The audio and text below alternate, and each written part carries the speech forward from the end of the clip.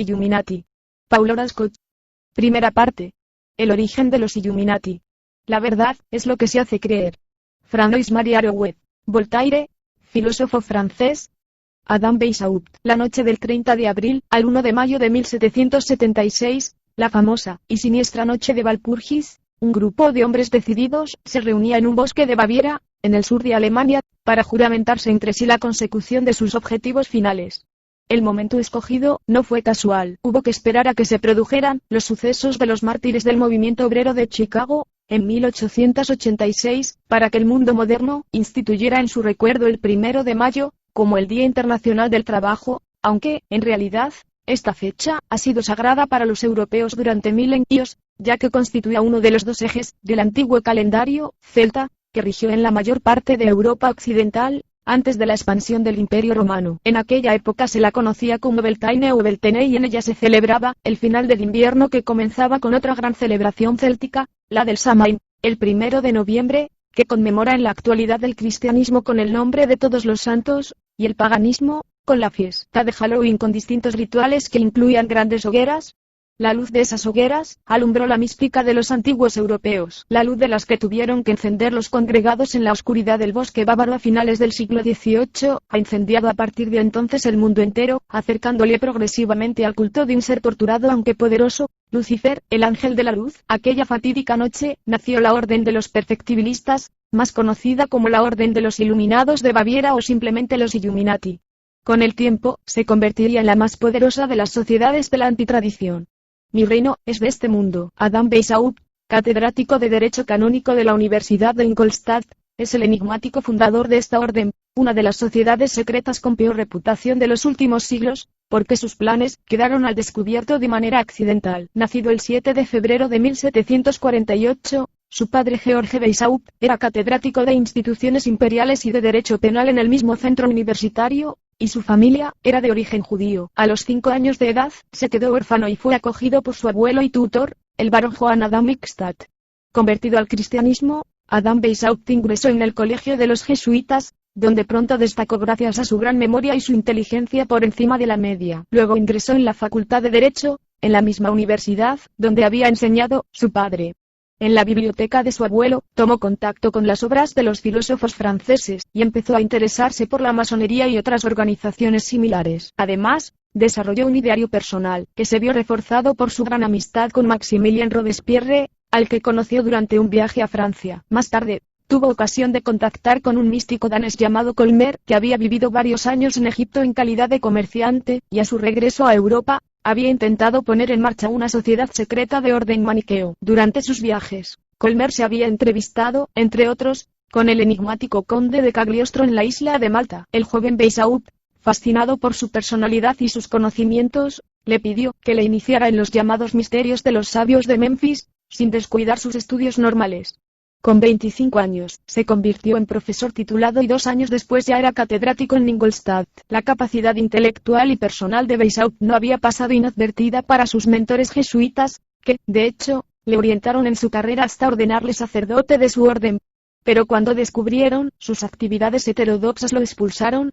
No se puede decir que lo sintiera mucho. Para entonces ya estaba convencido de que el plan de Dios para el desarrollo de su creación resultaba tan endeble como impracticable en un mundo dominado por el materialismo, así que decidió cambiarse de bando y buscar otro tipo de iluminación, justo el contrario del prometido por el cristianismo. En ese sentido, necesitaba un grupo de trabajo que le permitiera profundizar en sus propios anhelos místicos, a la vez que aplicaba sus ideas sobre el mundo físico.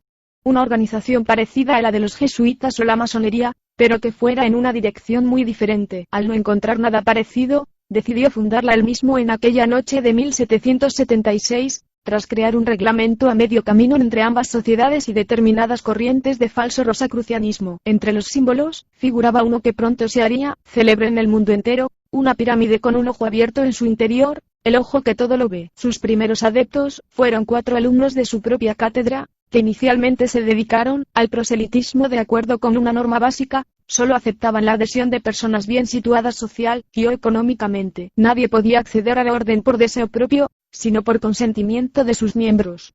Pocos, pero bien situados, solía repetir Weishaupt, que no deseaba presidir una organización numerosa sino poderosa. Por ello buscó, y encontró desde el primer momento, el apoyo económico de un banquero que ha pasado a la historia como uno de los hombres más ricos del planeta, Meyer Amschel Rothschild.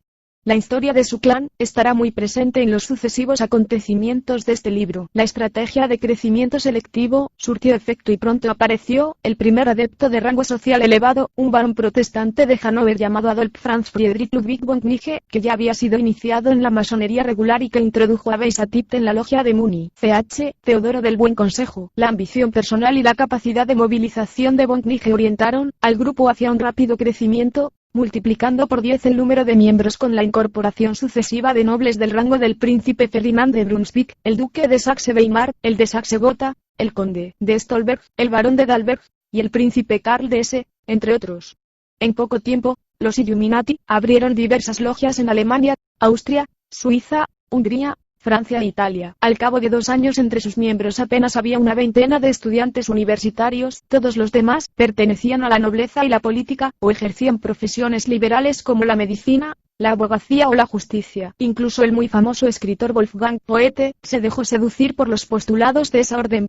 ¿Cuáles eran estos? Según se revelaba a los nuevos miembros, se trataba de la sustitución del viejo orden reinante en el mundo por otro nuevo en el que los Illuminati actuarían como mando supremo para conducir a la humanidad hacia una era nunca antes vista de paz y prosperidad racional. Eso equivalía a un gobierno mundial en el que cada hombre contara lo mismo que los demás, sin distinción de nacionalidad, oficio, credo o raza. Todos, excepto los propios iluminados, encargados de regirlo. El propio Weishaupt escribió: ¿cuál es en resumen nuestra finalidad? La felicidad de la raza humana. Cuando vemos cómo los mezquinos, que son poderosos, luchan contra los buenos, que son débiles, cuando pensamos lo inútil que resulta combatir en solitario contra la fuerte corriente del vicio, acude a nosotros la más elemental de las ideas: debemos trabajar y luchar todos juntos, estrechamente unidos, para que de este modo la fuerza esté del lado de los buenos. Pues, una vez unidos, ya nunca volverán a ser débiles. Dicho así, sus intenciones resultaban incluso loables. Sin embargo, los objetivos finales solo eran conocidos por Weishaupt y sus más inmediatos lugartenientes. Nesta Webster, autora de Revolución Mundial, el complot contra la civilización, y profunda conocedora del tema, describe así las 6 metas a largo plazo de los Illuminati. 1. Aniquilación de la monarquía y de todo gobierno organizado según el antiguo régimen. 2. Abolición de la propiedad privada para individuos y sociedades. 3. Supresión de los derechos de herencia en todos los casos. 4. Destrucción del concepto de patriotismo y sustitución por un gobierno mundial. 5. Desprestigio y eliminación del concepto de familia clásica. 6. Prohibición de cualquier tipo de religión tradicional. Según el razonamiento de Weishaupt, no había grandes problemas para conducir a los países de Oriente hacia esa unificación mundial, debido a la posibilidad de manipular las profundas conexiones de su cultura con el misticismo, el ritualismo y el eclecticismo. Sin embargo, el pensamiento de Occidente era mucho más individualista, nacionalista y aventurero, y además llevaba mucho tiempo dominado por el cristianismo, en especial, por la Iglesia Católica, cuya obsesión por cortar de raíz cualquier mínima desviación del dogma convertía cualquier heterodoxia espiritual en una empresa arriesgada. Pero también por el movimiento protestante en ciernes, que, en esencia, suponía una especie de catolicismo sin papa. En consecuencia, su primer objetivo debía orientarse contra la cultura occidental. Y dado que tanto él como sus seguidores vivían en Occidente, el secreto era un arma imprescindible. Según él mismo, se trata de infiltrar a nuestros iniciados en la administración del Estado bajo la cobertura del secreto, al objeto de que llegue el día en que, aunque las apariencias sean las mismas, las cosas sean diferentes. Solo de esta manera, podría establecer un régimen de dominación universal, una forma de gobierno que se extienda por todo el planeta. Para ello es preciso reunir una legión de hombres infatigables en torno a las potencias de la Tierra, para que extiendan por todas partes su labor, siguiendo el plan de la orden. La infiltración en la masonería. Weishaupt necesitaba ampliar su organización sin perder su control. Para ello, empezó a infiltrar a sus miembros en la masonería, captaba así a personas acostumbradas al secreto y el ceremonial, a las que sus ideas les resultarían familiares. Como algunas de las viejas escuelas de la antigüedad, los masones llevaban mucho tiempo predicando que el sentido último de la existencia humana pasa por el perfeccionamiento espiritual y personal hasta el punto de que, en algún momento del futuro, el hombre habría evolucionado lo suficiente para no necesitar Estado, ni religión, ni sociedad según los parámetros conocidos, pues todos los hombres serían hermanos.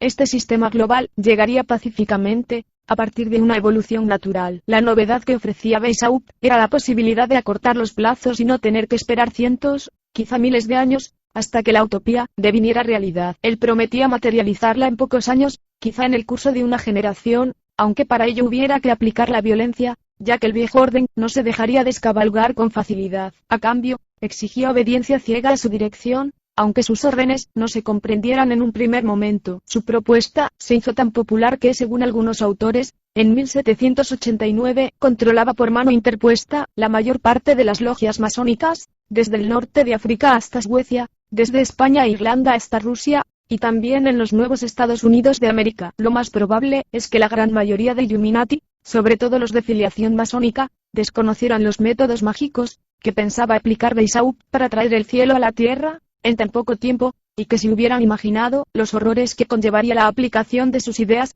tal vez no le hubiesen apoyado como lo hicieron. Como todas las organizaciones secretas de este tipo, aquí también se organizó el grupo de acuerdo con la técnica de círculos concéntricos o capas de cebolla, donde un iniciado adquiría más información a medida que probaba su utilidad y su fidelidad y en consecuencia ascendía en la jerarquía, pero solo los máximos dirigentes de la orden estaban al corriente de todo el plan. Con estos mimbres y con su propia experiencia adquirida en las ceremonias masónicas, Weishaupt elaboró en compañía de von Knigel el llamado rito de los Iluminados de Baviera, que constaba de 13 grados de iniciación agrupados en una jerarquía de 3 series sucesivas. Algunos de ellos jamás fueron practicados y solo llegaron a existir sobre el papel.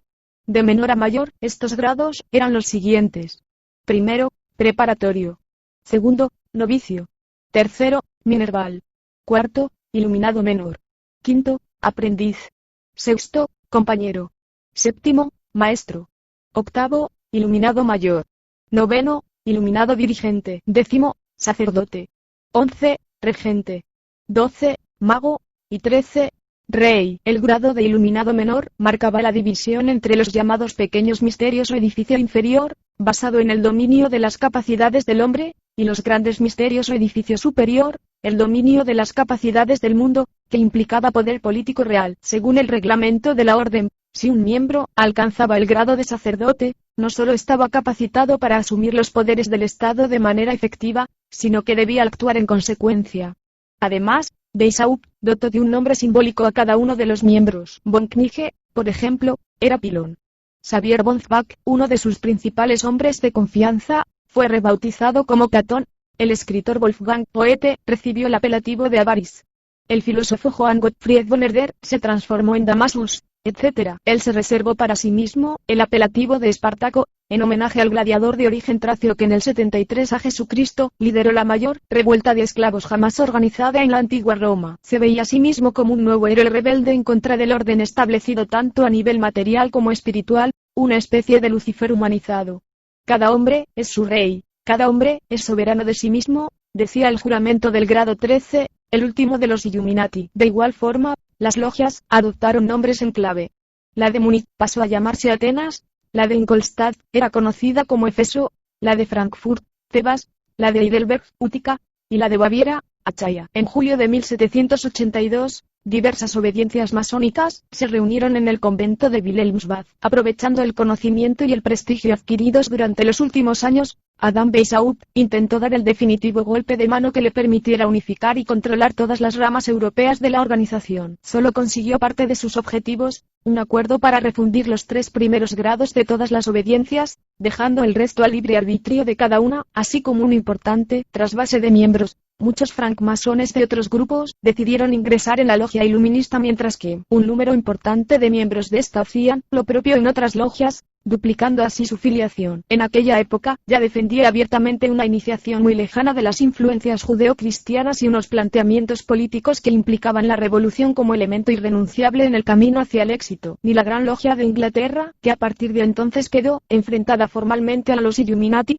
ni el Gran Oriente de Francia, ni los iluminados teósofos del místico sueco Swedenborg, le apoyaron, pero sí los demás grupos. Frustrado por los resultados del convento de Wilhelmsbad y pensando que no merecía la pena seguir luchando, von Knigel dimitió, y terminó sus días retirado en Bremen, donde falleció en 1796 tras publicar sus obras completas a las que añadió algunos sermones para varios templos protestantes. Weishaupt se encontró en una situación delicada, recibiendo los ataques de los masones ingleses a los que se unieron los de algunos martinistas, discípulos de Martínez de Pascual y Louis Claude de Saint-Martin y Jean Baptiste Villermoz, impulsores del martinismo, otra obediencia de índole masónica.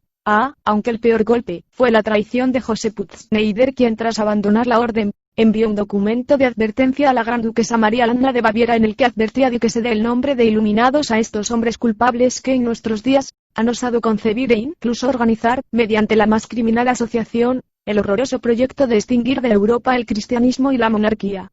El principio del fin, o el fin del principio. En junio de 1784, el elector de Baviera, duque Karl Teodoro de Alberg, ante la creciente alarma social planteada por la difusión de las acusaciones contra los Illuminati, aprobó un edicto por el cual quedaba estrictamente prohibida la constitución de cualquier sociedad, fraternidad o círculo secret, o no autorizado previamente por las leyes vigentes.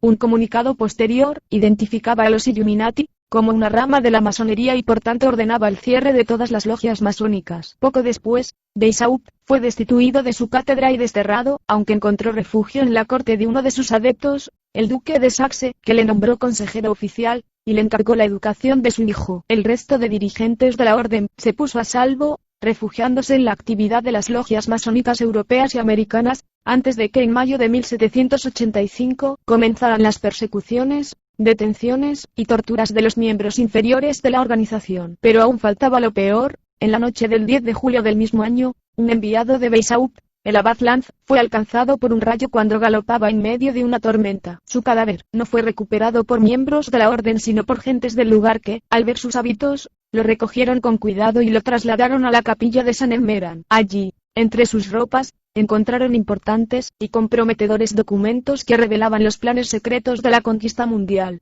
Eso selló definitivamente el destino oficial de los Illuminati, que a partir de ese momento, se convirtieron en una organización maldita. La policía bávara descubrió todos los detalles de la conspiración y el emperador Francisco de Austria conoció así, de primera mano, lo que se estaba tramando contra todas las monarquías y en especial contra la francesa, encabezada por su yerno Luis XVI y su hija María Antonieta. Ambos fueron informados también e incluso tuvieron oportunidad de examinar los protocolos o escritos originales de la orden y secta de los Illuminati, que acabó por publicar el gobierno de Baviera para alertar a la nobleza y el clero de toda Europa. No obstante, la desaparición formal de los Illuminati, junto con el destierro de Weishaupt y la detención de muchos de sus adeptos, los convenció de que la trama había sido abortada por completo. Sin embargo, la llamada Revolución Francesa estaba ya en puertas y nada volvería a ser igual en el viejo continente a partir de 1789, empezando por el hecho de que los reyes de Francia no sobrevivirían a la gran sublevación del republicanismo. Adam Weishaupt murió mucho después,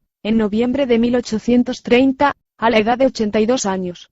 Durante su largo exilio, tuvo tiempo de sobra para regodearse con los resultados de sus maquinaciones. Sabía que él no sería el encargado de culminar el gran proyecto de los Illuminati, pero ya no le importaba, otros lo terminarían por él, y, cuando lo hicieran, no tendrían más remedio que rendir homenaje a su memoria. En realidad, no había estado predestinado a eso desde el mismo instante de su nacimiento por su propio nombre. ¿Acaso Adam no significaba Adán, o el primer hombre? ¿Acaso Ibeis no era un tiempo verbal del alemán Wissenschaber, y Haupt se podía traducir como líder, o capitán? ¿Acaso Adam Weishaupt no se podía interpretar como el primer hombre que lidera a aquellos que poseen la verdadera sabiduría? Además, los Illuminati no habían desaparecido definitivamente. Permitidme fabricar y controlar el dinero de una nación y ya no me importará quién la gobierne. Meyer Amschel Rothschild, banquero alemán. Los Rothschild. No hay como ser rico para que todo el mundo se crea con derecho a criticarlo a uno. Eso debieron pensar los miembros de la familia Rothschild cuando leyeron en enero de 1991 la entrevista a John Todd publicada por la revista norteamericana Progreso para Todos. Miembro del Consejo Masónico de los 13, John Todd afirmaba que el famoso icono de la pirámide y el ojo resplandeciente con el que se representa por lo general a Dios, significa en realidad algo muy distinto: la mirada vigilante de Lucifer. Según sus palabras, la imagen fue creada por los Rothschild y llevada después a Estados Unidos por dos significados masones y padres fundadores de la nación, Benjamin Franklin y Alexander Hamilton, antes de que comenzaran la Revolución y la Guerra de Independencia de Inglaterra. La familia Rothschild es la cabeza de la organización en la que yo entré en Colorado, y todas las hermandades ocultas forman parte de ella, aseguraba, porque en realidad todas pertenecen al mismo grupo dirigido por Lucifer para instaurar su gobierno a nivel mundial. Añadía aún más: dicen que los Rothschild tienen trato personal con el demonio. Yo estuve en su villa y lo he vivido. Sé que es cierto. Poderoso caballero, la historia de los Rothschild, como la de todos los millonarios hechos a sí mismos, resulta apasionante, por la ambición, el riesgo, la falta de escrúpulos y la inteligencia que a nivel personal demuestran todos los que están convencidos de que desean morir en una cama de oro, aunque hayan nacido en una de barro. Y también porque, como diría el refrán francés, enseña la forma en que uno puede pringar en todas las salsas sin que se salpique la camisa. Conviene aclarar un concepto erróneo en relación con el poder y el dinero. Estamos acostumbrados a pensar que la mayoría de los grandes dirigentes históricos eran, sobre todo, personajes ricos, tanto que podían permitirse todo tipo de lujos y aventuras gracias a sus presuntas inmensas fortunas atesoradas en castillos protegidos por multitud de soldados.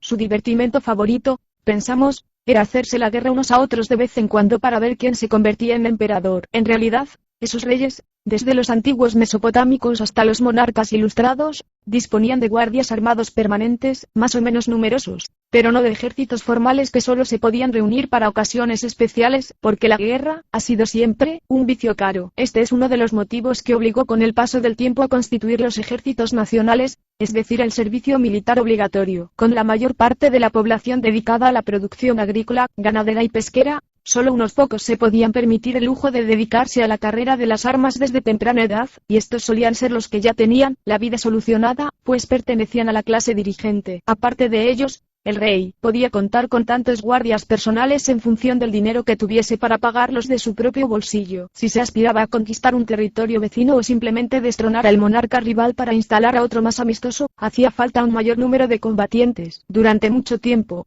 el método más común para formar un ejército fue el de reclutarlo por la ley o la fuerza entre los campesinos, mal armados y entrenados. Los integrantes de esta soldadesca carecían de grandes tácticas y su forma de hacer la guerra consistía más en invadir y devastar el territorio enemigo que en afrontar choques directos contra otra chusma, armada de la misma manera. Además, las guerras solo se podían llevar a cabo en determinadas épocas del año, cuando las labores de producción agrícola no requerían la presencia constante de los hombres en el campo. A medida que los reinos fueron creciendo de tamaño, y con ellos las ambiciones de sus dirigentes, se hizo necesario replantear el concepto de ejército para contar con una fuerza verdaderamente eficaz, bien equipada y mejor entrenada, que pudiera actuar en cualquier época del año. El problema seguía siendo el mismo: ¿cómo pagarla?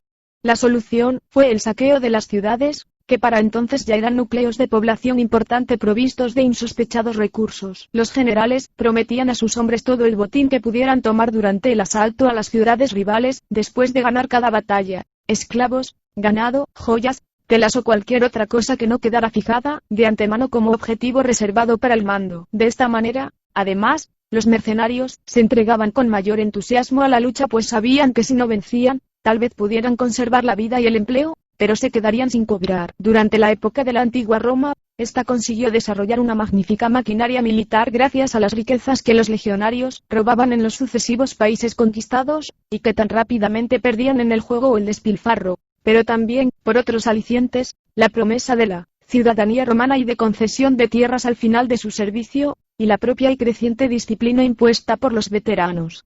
Con todo, el número de hombres en armas nunca fue tan grande como las engañosas imágenes del cine intentan hacernos creer hoy en día. En general, no hubo ejércitos de miles, decenas o cientos de miles de guerreros provistos de brillantes armaduras y luchando entre sí en las batallas de las antiguas civilizaciones. En la Edad Media, por ejemplo, la guarnición de un castillo importante podía contar con una docena de infantes y 3 o 4 hombres a caballo, o poco más. Si eso parece poca defensa, hay que tener en cuenta que tampoco solía haber muchos más atacantes. La posesión, el mantenimiento y el entrenamiento de un solo caballo costaba mucho en aquella época.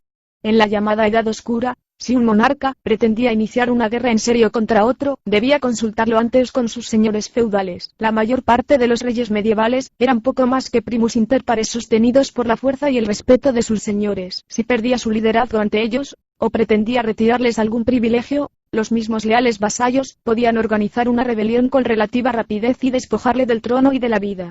Por lo demás, el rey era tan rico como lo fuese su reino. Los señores feudales recaudaban de sus siervos una cantidad concreta. Se ha calculado que en torno a 1/3 de la producción total final de cada siervo, de la cual deducían una parte para su soberano, y se quedaban con el resto. A menudo, el soberano tenía más problemas económicos que ellos, por culpa de lo que hoy llamaríamos sus gastos de representación, y sobre todo, por el afán de incrementar su reino, para lo cual necesitaba armar un ejército de vez en cuando y enviarlo a una campaña de conquista. Pero si esta no terminaba con victoria, o aun siendo un triunfo, no arrojaba el botín esperado, el problema empeoraba.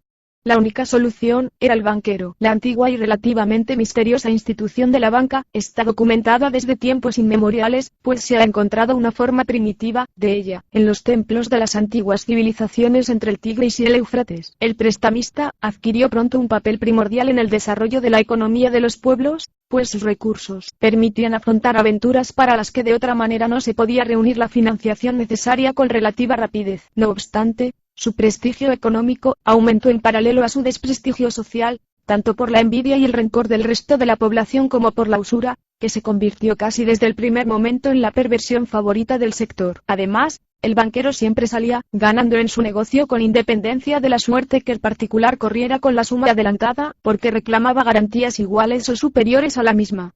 Si en el momento del vencimiento de la deuda el particular podía subsanarla, él ganaba el interés, y si aquel no podía hacer frente a la devolución económica, el banquero se quedaba con la garantía, casa, tierra, ganado, derechos mineros. Ahora bien, el problema que afrontaron los banqueros cuando los primeros reyes acudieron a ellos en busca de dinero para pagar a sus ejércitos no era desdeñable. A un particular se le puede embargar aplicándole la ley, pero a un monarca, lo más probable era que si un prestamista pretendía presionar a un rey moroso, se encontrase con que su deudor diera la orden de que le cortaran la cabeza, como de hecho debió de suceder al principio. Así que hubo que aguzar el ingenio para compensar sus riesgos, y así nació una doble estrategia. En primer lugar, el banquero exigía cierta cuota de poder real inmediato a cambio del préstamo, método por el cual accedía a títulos nobiliarios o recibía el control de tierras o negocios públicos cuando el soberano no podía compensarle económicamente. En poco tiempo, todos los tronos europeos contemplaron así el nacimiento de una nueva e influyente categoría de cortesanos y consejeros que no provenía de la aristocracia, ni del clero, sino de la banca. En segundo lugar, se diversificaron las apuestas, es decir, se apoyaba públicamente al rey, pero también de forma más discreta a uno de sus más directos enemigos, un aspirante al mismo trono, un monarca rival o incluso al mismo enemigo, al que se enfrentaba en la lucha y para la que había pedido previamente el dinero. De esta manera, en caso de que el primero no devolviera la cantidad adelantada y en el tiempo pactado, se podía cortar su financiación a la vez que se incrementaba la línea de crédito al segundo, dándole a entender que dispondría de todo lo que necesitara para destruir a su rival. De paso, se fidelizaba también al enemigo del rey. En ocasiones, era preciso financiar a terceros y hasta cuartos elementos factibles de entrar en el juego para asegurarse de que éste terminara con el deseado beneficio. Esta doble estrategia se perfeccionó hasta constituir la marca distintiva de determinadas familias de banqueros. Durante el siglo XIX, estas adoptaron además una pose cosmopolita, una proyección social y un interés exagerado en asumir las deudas de los distintos gobiernos, por lo que se les acabó conociendo como banqueros internacionales. El color de la revolución. La casa Rothschild, fundada por Meyer Amschel, apodado Rothschild, pionero de la saga, constituyó desde el principio el mejor ejemplo de este tipo de banca. Meyer nació en 1743 e instaló su primer negocio financiero en la ciudad germana de Frankfurt am Main, su ciudad natal. Hijo del banquero y orfebre judío Moisés Amschel Bauer, el origen de su famoso apellido hay que buscarlo en el sobrenombre por el que todo el mundo le conocía en la ciudad, debido a que en la fachada del edificio, donde tenía instalado su negocio, colgaba un escudo de color rojo, en alemán, Rotes, rojo, y Schild significa escudo. La tradición considera el rojo como una tonalidad solar, vivificante, fortalecedora y de carácter positivo, pero a partir de la época del primer Rothschild, y hasta la actualidad, el escudo o la bandera de este color se convirtió en el emblema de las sucesivas revoluciones de izquierdas que han sacudido el mundo. Meyer se inició en el negocio bancario de su propio padre y más tarde viajó a Hannover para perfeccionar su oficio con la familia Oppenheimer. Gracias a su intensa actividad, su visión comercial y su don de gentes, entabló amistad con el general von Storff, quien lo introdujo en la corte del landgrave de Hesse-Kassel, y poco después empezó a trabajar para el mismo príncipe Wilhelm IX, que se dedicaba a ganar dinero de todas las formas posibles y muy especialmente con la guerra. El príncipe reclutaba a los mercenarios que necesitaban diversas monarquías europeas, para solventar sus rencillas entre sí, multiplicadas a raíz de los desequilibrios generados por la Revolución Francesa, los equipaba y alojaba hasta que partían definitivamente a la batalla, y cobraba un porcentaje por cada operación. Meyer comprendió enseguida cómo funcionaba el negocio y se aplicó a él con gran eficacia. La mejor prueba es que pronto adquirió una pequeña fortuna personal, que incrementó reinvirtiendo en todos aquellos negocios en los que pudiera ganar más, desde el comercio de vinos hasta la venta de antigüedades, sin olvidarse del original oficio bancario que consolidó de regreso a su Frankfurt Natal. El dinero no es un fin en sí mismo, sino un simple medio de pago para lograr nuestros objetivos verdaderamente importantes en la vida. Muchas personas no comprenden lo que significa exactamente eso hasta que cumplen una edad avanzada o hasta que, en casos contados, amasan una gran fortuna como la que consiguió reunir Meyer en un tiempo récord. ¿Cuáles eran los sueños personales del primero de los Rothschild? ¿En qué deseaba utilizar sus elevados ingresos? En realidad, muy probablemente, en ganar poder. Al fin y al cabo esta es la gran tentación de todos los hombres que consiguen sobresalir en la jerarquía social. Es posible que Meyer fantaseara con la posibilidad de utilizar su riqueza para forzar su coronación en alguna parte del mundo, aunque, en la época de las monarquías absolutas ligadas a largas dinastías, el mero hecho de expresar algo así en voz alta podría haberle costado la vida. Un puñado de espadas y mosquetes de un rey pobre podían acabar con facilidad con los sueños de un banquero rico. Y, sin embargo, porque la monarquía tenía que ser hereditaria, aunque los sucesores de un hipotético buen rey fueran unos ineptos. O aunque no lo fueran, porque no se podía catapultar a los verdaderos animadores de la economía y la sociedad, como él mismo se consideraba, a primera fila. ¿Es que no había ninguna posibilidad de cambiar el orden de las cosas? En este escenario, aparecieron los Illuminati de Weishaupt, y de pronto, Meyer entendió que existía otro medio de acceder al poder.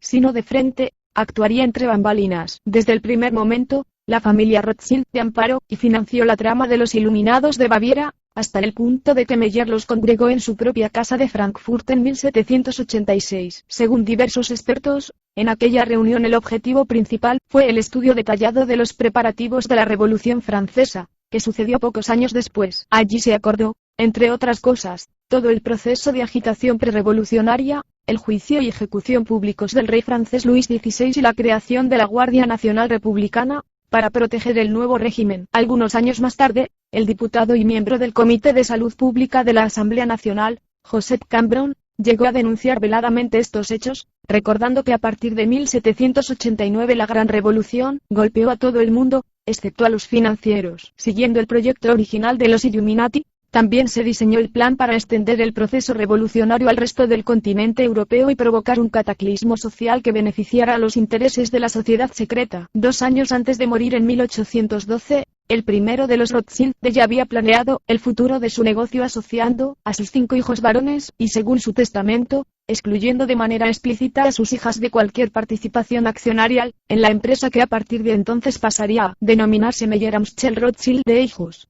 Así constituyó la primera red financiera europea de gran alcance, porque cada hermano se instaló en una ciudad diferente, y abrió su propio establecimiento, que representaba una quinta parte de la propiedad general. Amschel hijo se quedó en Frankfurt, Karl se marchó a Nápoles, Nathan a Londres y Salomón a París, donde al poco tiempo fue sustituido por James mientras él abría una nueva sucursal, esta vez en Viena. Eran las ciudades más importantes de la época, de modo que los 5 hermanos podían reunirse periódicamente para intercambiar información y obtener una visión de conjunto bastante veraz acerca del desarrollo político y económico de Europa, así como para coordinar sus estrategias. Los hermanos se habían juramentado para proseguir la labor de su padre, con la ventaja de que cada uno de ellos podía contar con el apoyo incondicional de los demás, y decidían así que dirigentes de una u otra nación servían mejor a su causa, y en consecuencia, les prestaban o no el dinero solicitado. Su enriquecimiento económico aumentó junto a su influencia en los distintos gobiernos europeos. Buen ejemplo es la rama francesa presidida inicialmente por Salomón, que en poco tiempo pasó de figurar en los archivos policiales por su actividad de contrabandista a ser una gran figura de la corte y de la alta sociedad. Fue a partir de 1823 cuando el rey Luis XVIII obtuvo de él un empréstito de 400 millones de francos, el primero de una interesante serie.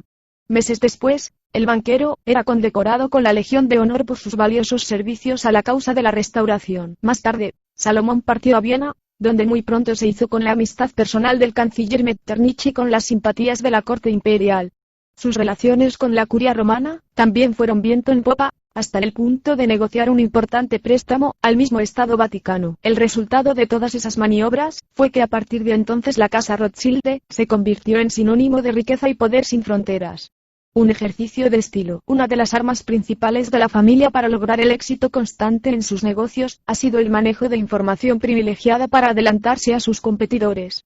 Una cualidad muy útil en lugares como la bolsa, donde se puede perder o ganar una enorme cantidad de dinero en unos minutos. En teoría, el mercado bursátil es un sistema útil a la hora de facilitar dinero a las empresas en desarrollo. En la práctica, funciona a menudo como una especie de casino especializado en el que los especuladores llevan todas las de ganar, y de hecho, gustan de adornarse a sí mismos con el título de tiburones financieros. Durante las guerras napoleónicas, los Rothschild apoyaron por igual a Bonaparte y a Wellington, siguiendo la vieja regla de apostar por el rey y por el monarca rival al mismo tiempo. Pero la jugada maestra se produjo a raíz de la batalla de Waterloo. Para entonces, el pequeño corso ya había perdido el placer de los poderes ocultos que le habían impulsado a lo más alto de su carrera, entre ellos algunas poderosas logias masónicas, pero todavía le quedaban fuerzas y ambición para un último intento de recuperar su vieja gloria. Así lo hizo durante el periodo de los 100 días, tras escapar de su primer exilio insular en Elba. Ingleses, prusianos, austríacos y rusos organizaron enseguida un importante ejército para aplastarle definitivamente y se enfrentaron con los franceses en la planicie belga de Waterloo a mediados de junio de 1815. Uno de los Rothschild fue testigo privilegiado de la batalla, y, cuando se aseguró de que Marte, dios de la guerra, sonreía a los aliados comandados por el británico duque de Wellington y el general prusiano Blücher, salió del lugar al galope, llegó a la costa francesa, reventando a sucesivas monturas, donde pagó un dineral para cruzar con urgencia el Canal de la Mancha, y una vez al otro lado, volvió a galopar hasta llegar a Londres. Una vez allí irrumpió en el English Stock Market, bolsa de valores inglesa, y con aire agitado, empezó a vender acciones a cualquier precio hasta que se deshizo de todas ellas. El resto de agentes bursátiles conocían el potencial informativo que manejaba la red bancaria de los Rothschild, por lo que dedujeron que semejante actitud solo podía significar una cosa: los aliados habían sido derrotados en Waterloo, Napoleón y Francia volvían a brillar en todo su esplendor, y lo más probable es que solo fuera cuestión de tiempo que intentaran vengarse de Inglaterra, cruzando el Canal de la Mancha e invadiéndola. El pánico se apoderó del mercado, que cayó a mínimos nunca vistos. En medio del caos, solo un pequeño grupo de agentes anónimos se dedicaba a comprar acciones, que quemaban en las manos de los vendedores, a un precio miserable. Poco después, llegaron al fin noticias fidedignas de la victoria de Wellington y Blücher. La bolsa se recuperó con rapidez. La gran diferencia era que las acciones más importantes estaban ahora en manos del banquero que las había comprado a través de los agentes anónimos y que no era otro que el mismo Rothschild. Nunca una cabalgada resultó más rentable. Instalados en la respetabilidad que conceden las grandes fortunas, a partir de ese momento los Rothschild no hicieron más que incrementar su poder hasta que se quedaron sin rivales en Europa. Entonces se planteó un nuevo reto: la conquista financiera de América. Un grupo de Illuminati había escapado allí tras la persecución desatada en 1785 y se estaba reorganizando con rapidez, a salvo del largo brazo de las fuerzas monárquicas y católicas. En consecuencia, parte de la familia hizo las maletas y cambió los elegantes y elitistas salones de té europeos por los más rudimentarios establecimientos de los financieros del este de Estados Unidos. Una revuelta puede ser espontánea, una revolución jamás lo es. Jacques Bordiot, periodista y escritor francés. La Revolución Francesa. Entre las postales que hay a la venta en el Museo Carnavalet de París figura una reproducción de uno de los cuadros más famosos que se pueden admirar en su interior. Se trata de una alegoría de finales del siglo XVIII que representa los derechos del hombre y el ciudadano, rubricados en 1789.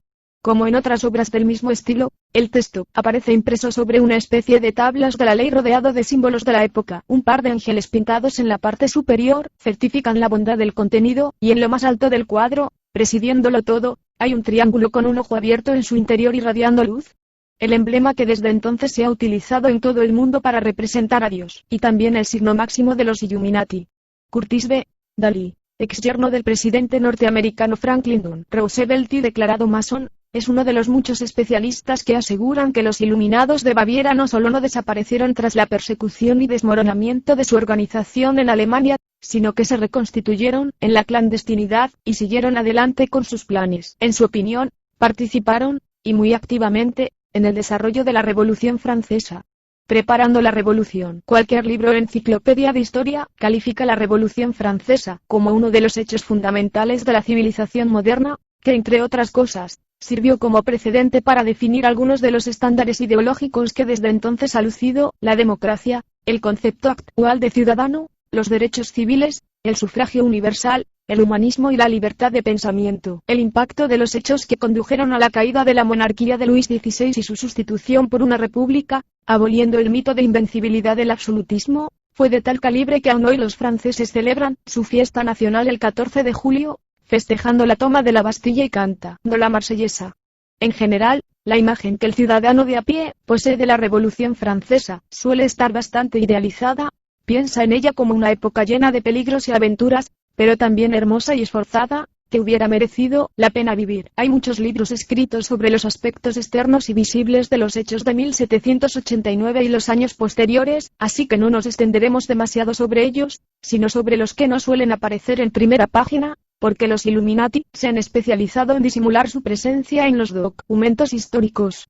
Aquellos que justifican el desencadenamiento del proceso revolucionario en las pésimas condiciones generales de la población francesa, y sobre todo en las sucesivas hambrunas de las clases inferiores, desconocen la influencia de los Illuminati en los acontecimientos. Prácticamente todos los pueblos europeos han atravesado en algún momento de su historia circunstancias críticas parecidas o peores y nunca hasta finales del siglo XVIII se había producido una rebelión organizada como la que padeció Francia en aquella época, ni una convulsión político-social como la que llevó implícita.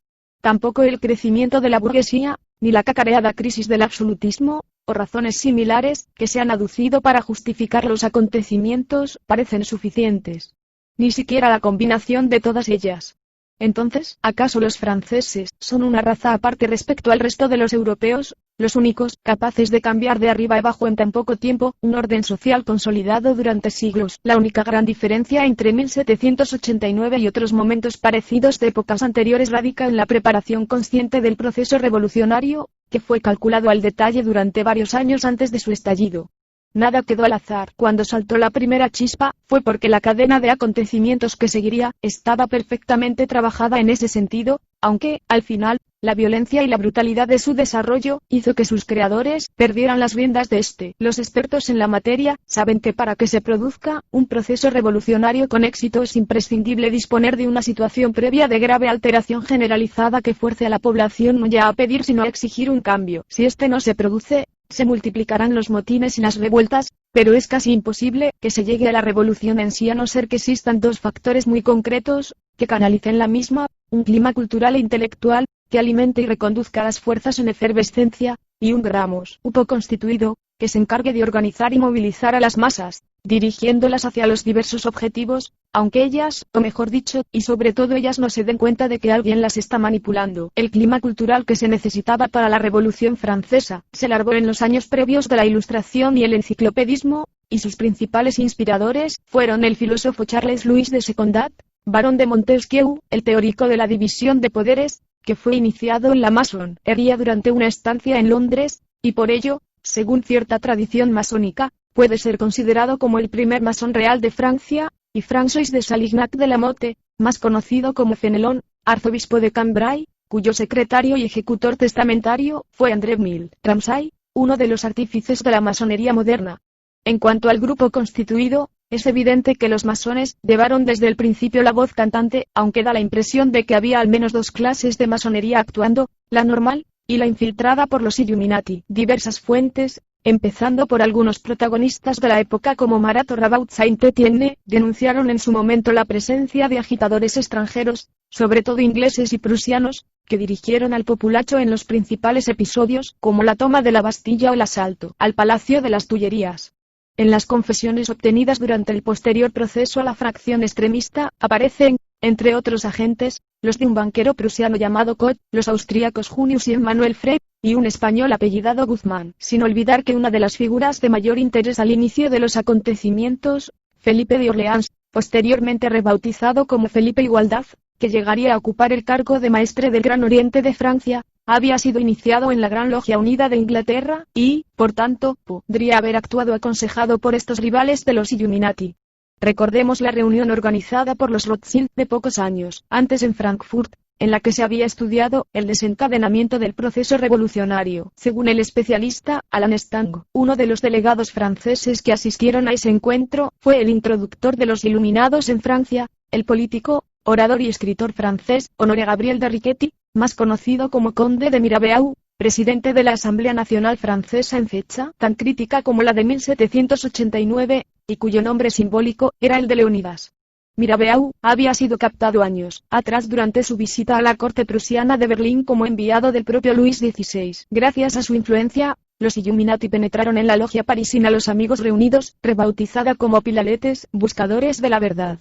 Entre los prohombres conducidos a la iluminación, por su labor proselitista, figuran Desmoulins, Saint-Just, Marat, Chenier y el obispo Charles Maurice de Talleyrand-Périgord, de trayectoria tortuosa pero larga, puesto que siguiendo los planes de Weishaupt, reorganizó en noviembre de 1793 las iglesias en Francia, motivo por el cual fue formalmente excomulgado por el Papa. Más tarde fue el encargado de dar el visto bueno a la coronación de Napoleón como emperador, y aún después, llegó a ser ministro de Negocios Extranjeros con Luis XVIII durante la Segunda Restauración. Una de las obras más célebres de Mirabeau, en la que ya se esbozan algunos de los ideales revolucionarios, es su ensayo sobre el despotismo, que había redactado durante uno de los encierros a los que le sometió su padre en su juventud para intentar frenar sus costumbres libertinas. En público, siempre defendió la monarquía constitucional, aunque su propia ideología no podía estar más de acuerdo con los principios revolucionarios.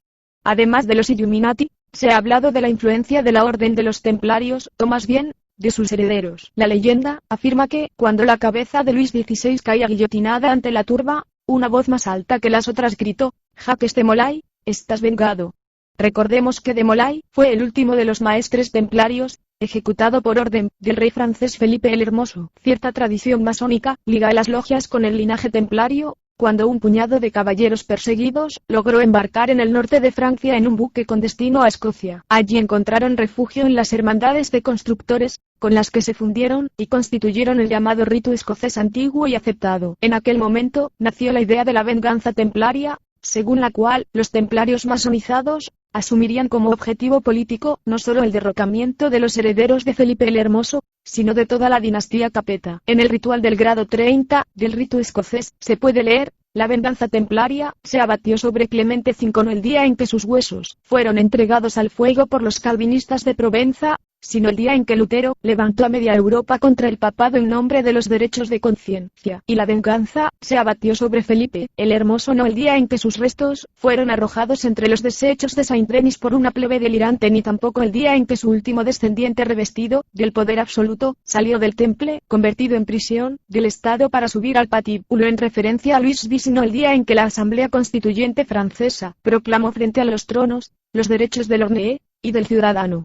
La gloriosa, en un principio, la masonería de Francia, se definía como una sociedad de pensamiento, de influencia cristiana, pero pronto renunció a este origen bajo la influencia de ideólogos ingleses, de los que heredó el racionalismo mecanicista que desembocó en las teorías de Voltaire y su círculo, Yale, Manes, de los que asumió el fuerte misticismo germano y la orientación del martinismo.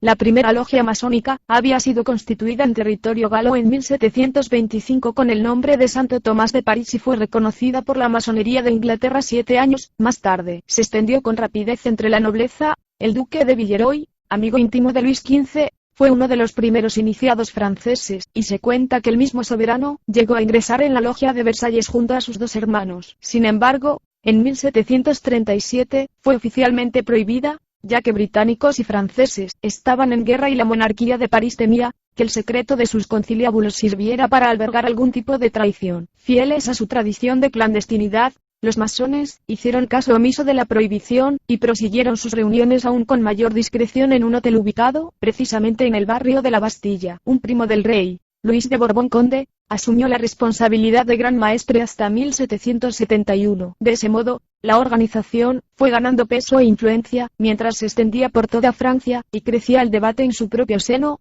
Centrarse en el trabajo interno o volcarse hacia el mundo, y en especial, hacia la política. Al acceder a la dirección del duque de Chartres, se produjo la fractura definitiva entre el Gran Oriente de Francia y el Oriente de Francia. Unos apostaban por la indiferencia religiosa y la intervención activa en el ambiente político-social del país, mientras que otros insistían en que los rituales masónicos se habían constituido originalmente para centrarse en el desarrollo espiritual. Poco antes del estallido revolucionario, existían al menos 629 logias en Francia, de las que solo París contaba con 63. Se calcula que el número de francmasones franceses no bajaba de los 75.000. Y otro dato elocuente: el periodo revolucionario comenzó con la convocatoria de los Estados Generales, representantes del clero, la nobleza y el pueblo llano. De los 578 miembros del tercer estado, Al menos 477 habían sido iniciados en diferentes logias masónicas, a los que hay que sumar los 90 masones de la aristocracia y un número todavía indeterminado en el clero. No se conoce, si es que existe, un documento escrito en el que la masonería definiera alguna directiva concreta para iniciar, dirigir, sostener o canalizar directamente el proceso revolucionario, pero los números son elocuentes. Todos los ideólogos del nuevo régimen, así como la totalidad de sus dirigentes políticos sin ninguna excepción de interés, fueron masones. Desde los teóricos y propagandistas, como Montesquieu, Rousseau, D'Alembert, Voltaire y Condorcet, hasta los activistas más destacados de la revolución, el terror, el directorio e incluso el bonapartismo, como los ya citados Mirabeau, Desmoulins, Marat y también Robespierre, Danton, Fouché, Sieyès, hasta el propio Napoleón. El misterio reside en averiguar cuáles de ellos militaban, también en las filas de los Illuminati y cuáles eran dirigidos por sus propios compañeros sin darse cuenta, aunque podríamos encontrar alguna pista en los boletines de los clubes jacobinos que utilizaban masivamente el icono del ojo que te o lo ve.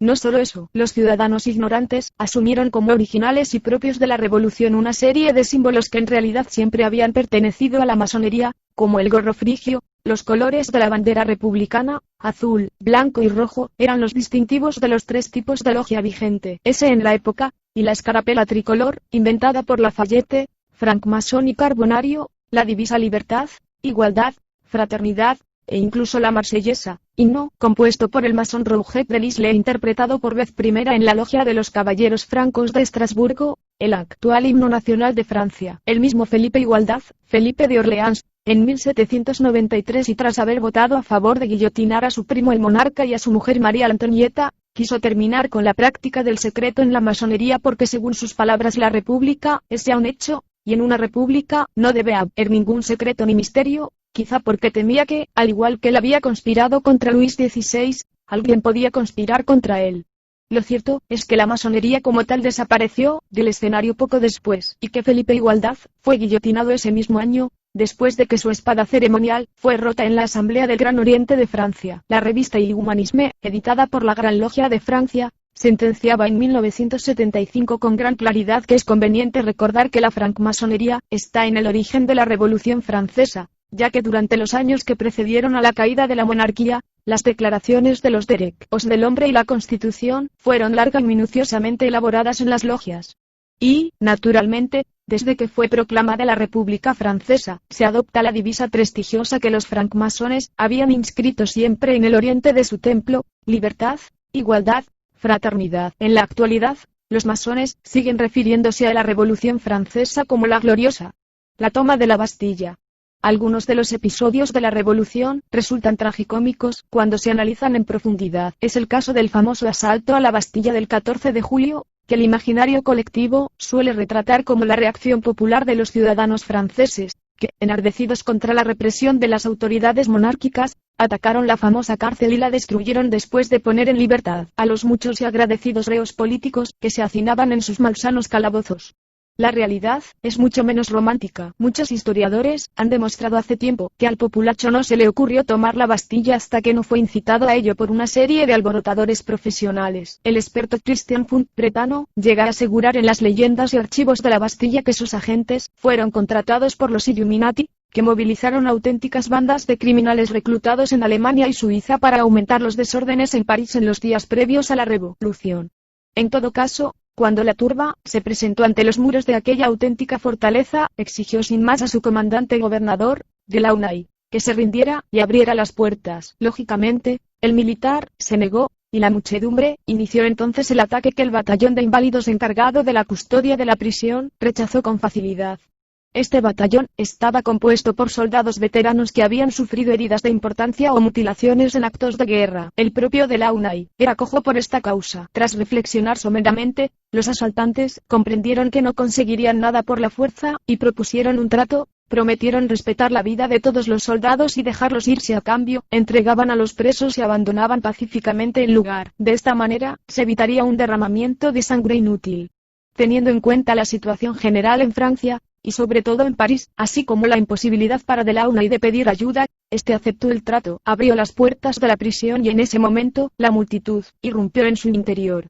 Esta aplastó a los soldados por la pura fuerza de su número, los degolló y descuartizó, y paseó después sus restos clavados en bayonetas por las calles de la capital francesa. La misma cabeza del ingenuo de Launay fue pinchada en una pica y llevada a Versalles para exhibirla ante las ventanas del palacio, donde la propia reina María Antonieta la contempló con horror.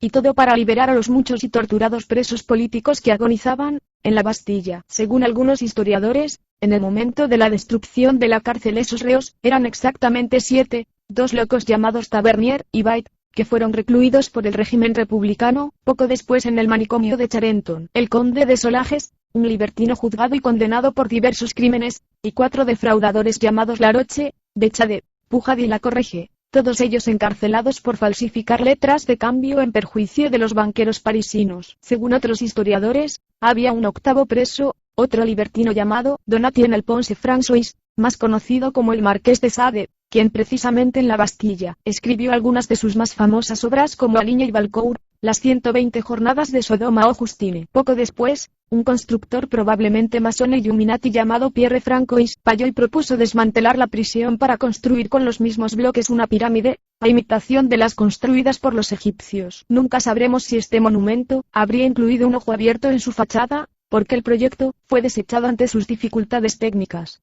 En los meses siguientes, el gobierno revolucionario encarceló y ejecutó a muchas más personas que en el antiguo régimen. Eso sí, su propaganda consagró la toma de la Bastilla como un heroico suceso popular. El irresistible ascenso de Napoleón Bonaparte.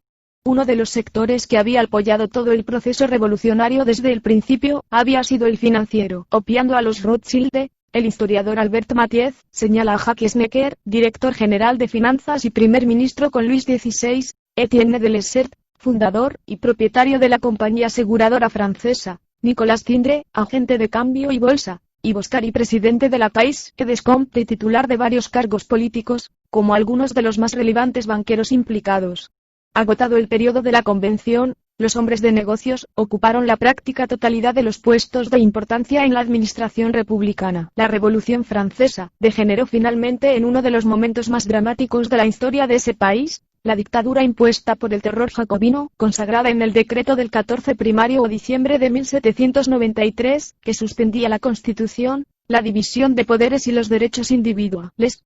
Todo ello sumado a la creación de un tribunal revolucionario sumarísimo, llevó al primer ensayo de régimen totalitario en la Europa moderna, pese a presumir de su carácter anticlerical y antimonárquico, lo que incluía la persecución de la nobleza, una categoría contraria por naturaleza al ideal de igualdad. Se calcula que el número de víctimas mortales durante este periodo no bajó de las 40.000, y de ellas, un 70% fueron trabajadores, y otro 14% gentes de clase media. Solo el 8% de las víctimas fueron de origen noble y otro 6% pertenecía al clero. Buen ejemplo del tratamiento que los líderes revolucionarios dieron a las mismas masas que los encumbraron fueron las matanzas de la Vendée, donde la convención se propuso exterminar a los bandoleros para purgar completamente el suelo de la libertad de esa raza maldita. La palabra bandoleros era un eufemismo para referirse a toda la población. En un primer momento, los habitantes de la Vendée habían apoyado el levantamiento, siguiendo la inercia general y creyendo las promesas de prosperidad y felicidad que traería la caída de la monarquía. Sin embargo, la sucesión de calamidades, miseria y arbitrariedades políticas, que se sucedieron a partir del triunfo del régimen republicano, acabó por desencadenar una insurrección de los independientes y orgullosos pobladores de la región. La convención no se podía permitir ningún tipo de reacción que pusiera en peligro el futuro del inestable régimen, así que envió al ejército a la zona, señalando en uno de sus pronunciamientos públicos que se trata de despoblar la Vendée, hasta el punto de que durante un año ninguna persona, ningún animal, encuentre subsistencia en ese suelo. La brutal represión y las consiguientes matanzas de hombres, mujeres y niños se extendieron bastante tiempo, después de que la rebelión fuera formalmente aplastada, como demuestra la masacre de Nantes, en la que centenares de personas fueron ahogadas después de ser amarradas a embarcaciones que, posteriormente hundieron. Al fin, y como suele suceder en estos casos, la Revolución Francesa acabó devorando a sus propios hijos, y el ideal de fraternidad estalló definitivamente en mil pedazos cuando empezaron a sucederse las traiciones entre dirigentes. Herbert, por ejemplo, fue guillotinado con el visto bueno de Danton, pero este subió al patíbulo poco más tarde empujado por Saint-Just y Robespierre, quien según algunas investigaciones, había sido designado en persona por Adam Weishaupt para conducir la revolución. Al menos hasta entonces, las cabezas de estos también rodarían en la denominada reacción de Thermidor, que desembocó en el directorio, constituido por masones como Joseph Fouché, o el vizconde de Barras. Este último también aparece, según varias fuentes, como miembro de los Illuminati. Fue el encargado de elegir a Bonaparte para dirigir el ejército francés, pese a su juventud. Después llegó el golpe de Estado, del 18 y 19 Brumario, 9 y 10 de noviembre, de 1799, en el que la figura más visible y gran protagonista fue Napoleón, en aquellos momentos, un héroe popular tras sus victorias en las campañas militares contra los enemigos europeos de la Revolución Francesa. Napoleón había ingresado durante su campaña de Italia en la logia Hermes de rito egipcio, aunque según otros autores, ya había sido iniciado en una logia marsellesa de rito escocés cuando era un oscuro teniente del ejército. Durante su mandato, siempre se rodeó de masones, algunos de ellos, en contacto directo con los Illuminati. Su propio hermano José, al que impuso como rey de España, donde recibió el apelativo popular de Pepe Botella, llegó a ser gran maestre. En fecha tan simbólica como la Nochebuena del mismo 1799, impulsó la nueva Constitución, que estableció el consulado, y permitió que una paz relativa se fuera instalando en el interior del país. A cambio, utilizó las energías bélicas aún latentes para su propio beneficio, construyendo el ejército más poderoso de su época, y lanzándolo a la conquista de Europa. Al principio, el emperador sumó una victoria tras otra, y no todas ellas fueron de índole militar. En 1810, por ejemplo, confiscó uno de los tesoros documentales más preciados para una organización como la de los Illuminati, los archivos vaticanos, que fueron trasladados a París. Se habla de varios miles de valijas con documentación de todo tipo. La mayor parte fue devuelta tiempo después, pero no toda. Finalmente, y tras haber derrotado a casi todos sus enemigos, las tropas napoleónicas fracasaron en los extremos de Europa, en España, donde la guerrilla y la resistencia popular propiciaron las primeras derrotas de los hasta entonces invencibles granaderos, y sobre todo, en Rusia, cuya campaña se concluyó en un desastre absoluto cuando los rusos incendiaron el Moscú, recién conquistado, y con la ayuda del general Invierno, forzaron a la expedición francesa, carente de pertrechos, a iniciar una agónica retirada. Se dice que algunos dirigentes Illuminati juraron odio y venganza contra el pueblo ruso y su zar por haber dado al traste con sus planes. Las guerras napoleónicas reportaron grandes beneficios al entonces denominado Sindicato Financiero Internacional, en el que figuraban prohombres como Rothschild, Boyd o Powhatan. Para empezar, solo 2 meses después de la llegada de Bonaparte al poder, nació el Banco de Francia. Esta institución privada cuyo presidente y administradores no eran nombrados por la Asamblea Nacional, sino por los accionistas mayoritarios, recibió desde el principio un trato notable de la nueva administración, ejerció el privilegio de recibir en exenta corriente los fondos de la hacienda pública, y 3 años más tarde, también solicitó y obtuvo la facultad exclusiva de la emisión de papel moneda. Este sistema de control financiero y por tanto económico y a la larga político de las naciones, fue exportado en años sucesivos a otros países europeos. El historiador británico M. Nair Wilson asegura que la verdadera razón de la caída de Napoleón, fueron las medidas que éste tomó contra los intereses comerciales de los banqueros al organizar un bloqueo total contra Inglaterra, a la que siempre considero la principal potencia enemiga. En esto coincide con el análisis de otros investigadores, según los cuales Bonaparte no fue más que un instrumento en manos de los Illuminati. Su misión consistía en edificar una Europa unida bajo su autoridad, basada a su vez en los principios inspiradores de la Revolución Francesa, pero fue retirado del juego cuando no solo fracasó en la campaña de Rusia, sino que empezó a tomar sus propias decisiones en lugar de acatar las órdenes que recibía en secreto. Es un hecho que los hermanos Nathan y James Rothschild financiaron los ejércitos del duque de Wellington, a la postre el gran vencedor de Napoleón en el campo de batalla. De cualquier manera, durante el imperio napoleónico comenzó un nuevo ciclo que permitió la expansión de los principios revolucionarios, y también los de los Illuminati, hasta el último rincón del viejo continente. Aunque su aventura finalizara de forma diferente a como había sido diseñada en la sombra, lo cierto es que, cuando el pequeño corso cayó definitivamente, el antiguo orden europeo había quedado destruido por completo. Los Illuminati se dieron por contentos con la experiencia adquirida y permitieron una reordenación temporal del asolado continente europeo, en el que se redistribuyeron los territorios conquistados a fin de conseguir un mínimo equilibrio de poder entre las potencias triunfantes. El Congreso de Viena solo fue la cara visible de las negociaciones bajo cuerda que sirvieron entre otras cosas para consolidar la restauración de la monarquía en Francia, con un débil Luis XVIII al frente de la institución, y para señalar a Suiza como el país neutral por excelencia a fin de servir mejor a los intereses financieros. Entretanto,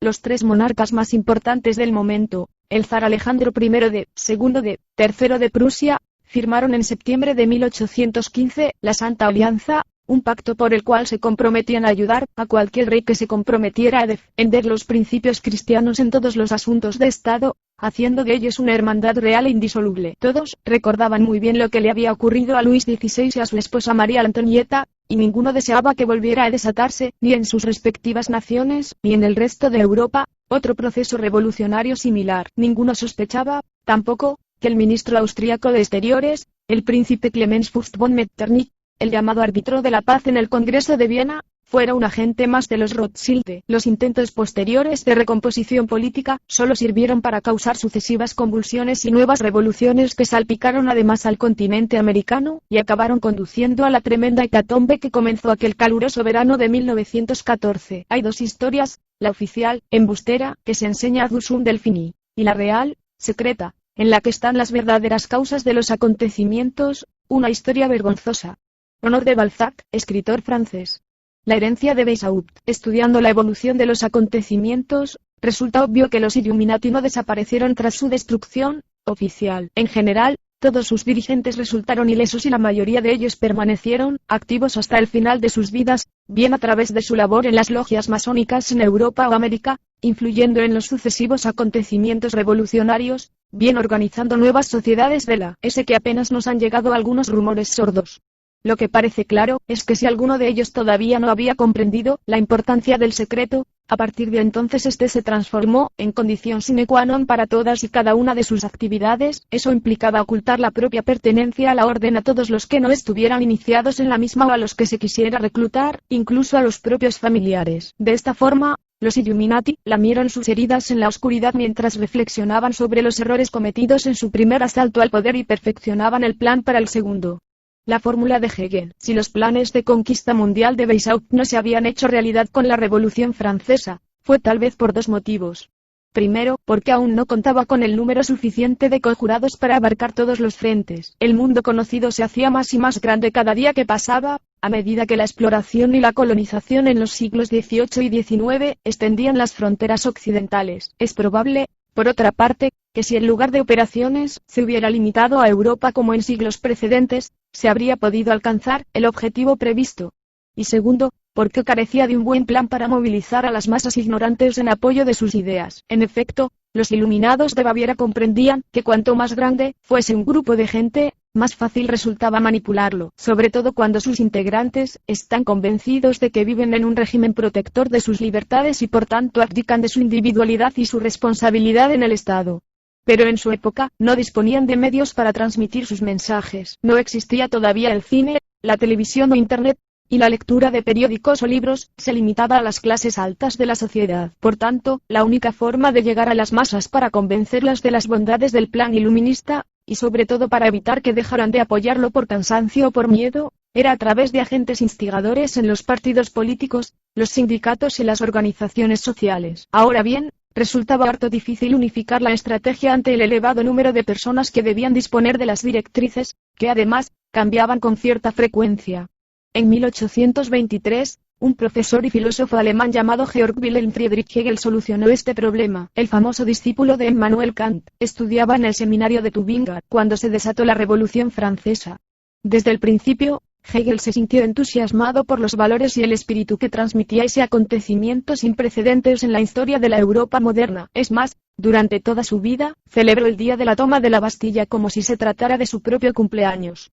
El joven Hegel había hecho de la polis, el concepto griego de ciudad, su ideal personal. En su opinión, el hombre no necesitaba pensar en el más allá o en otros mundos para ser feliz, porque los ideales de belleza, libertad y felicidad podían materializarse en esa misma polis. Las primeras noticias procedentes de París le hicieron pensar que lo que intentaban los impulsores de la revolución era construir conscientemente en Francia lo que los antiguos griegos habían disfrutado simplemente por vivir en ese momento histórico. El hombre pasaba a ser el centro definitivo del universo, sin necesidad de utilizar la muleta de ninguna divinidad. Sin embargo, a medida que pasaba el tiempo, y quedaba claro que los bellos ideales del principio se transformaban en una orgía de sangre y horror hasta desembocar en una auténtica dictadura, los ánimos de Hegel se enfriaron. Al final de su vida, seguía recordando con nostalgia el espíritu de la revolución, y con horror, su materialización.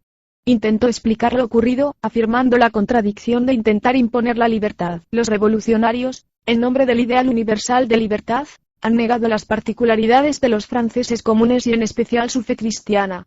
Al negar lo particular, por lógica lo universal termina particularizándose también. Para mantener la totalidad no se puede negar algo, sino incluirlo.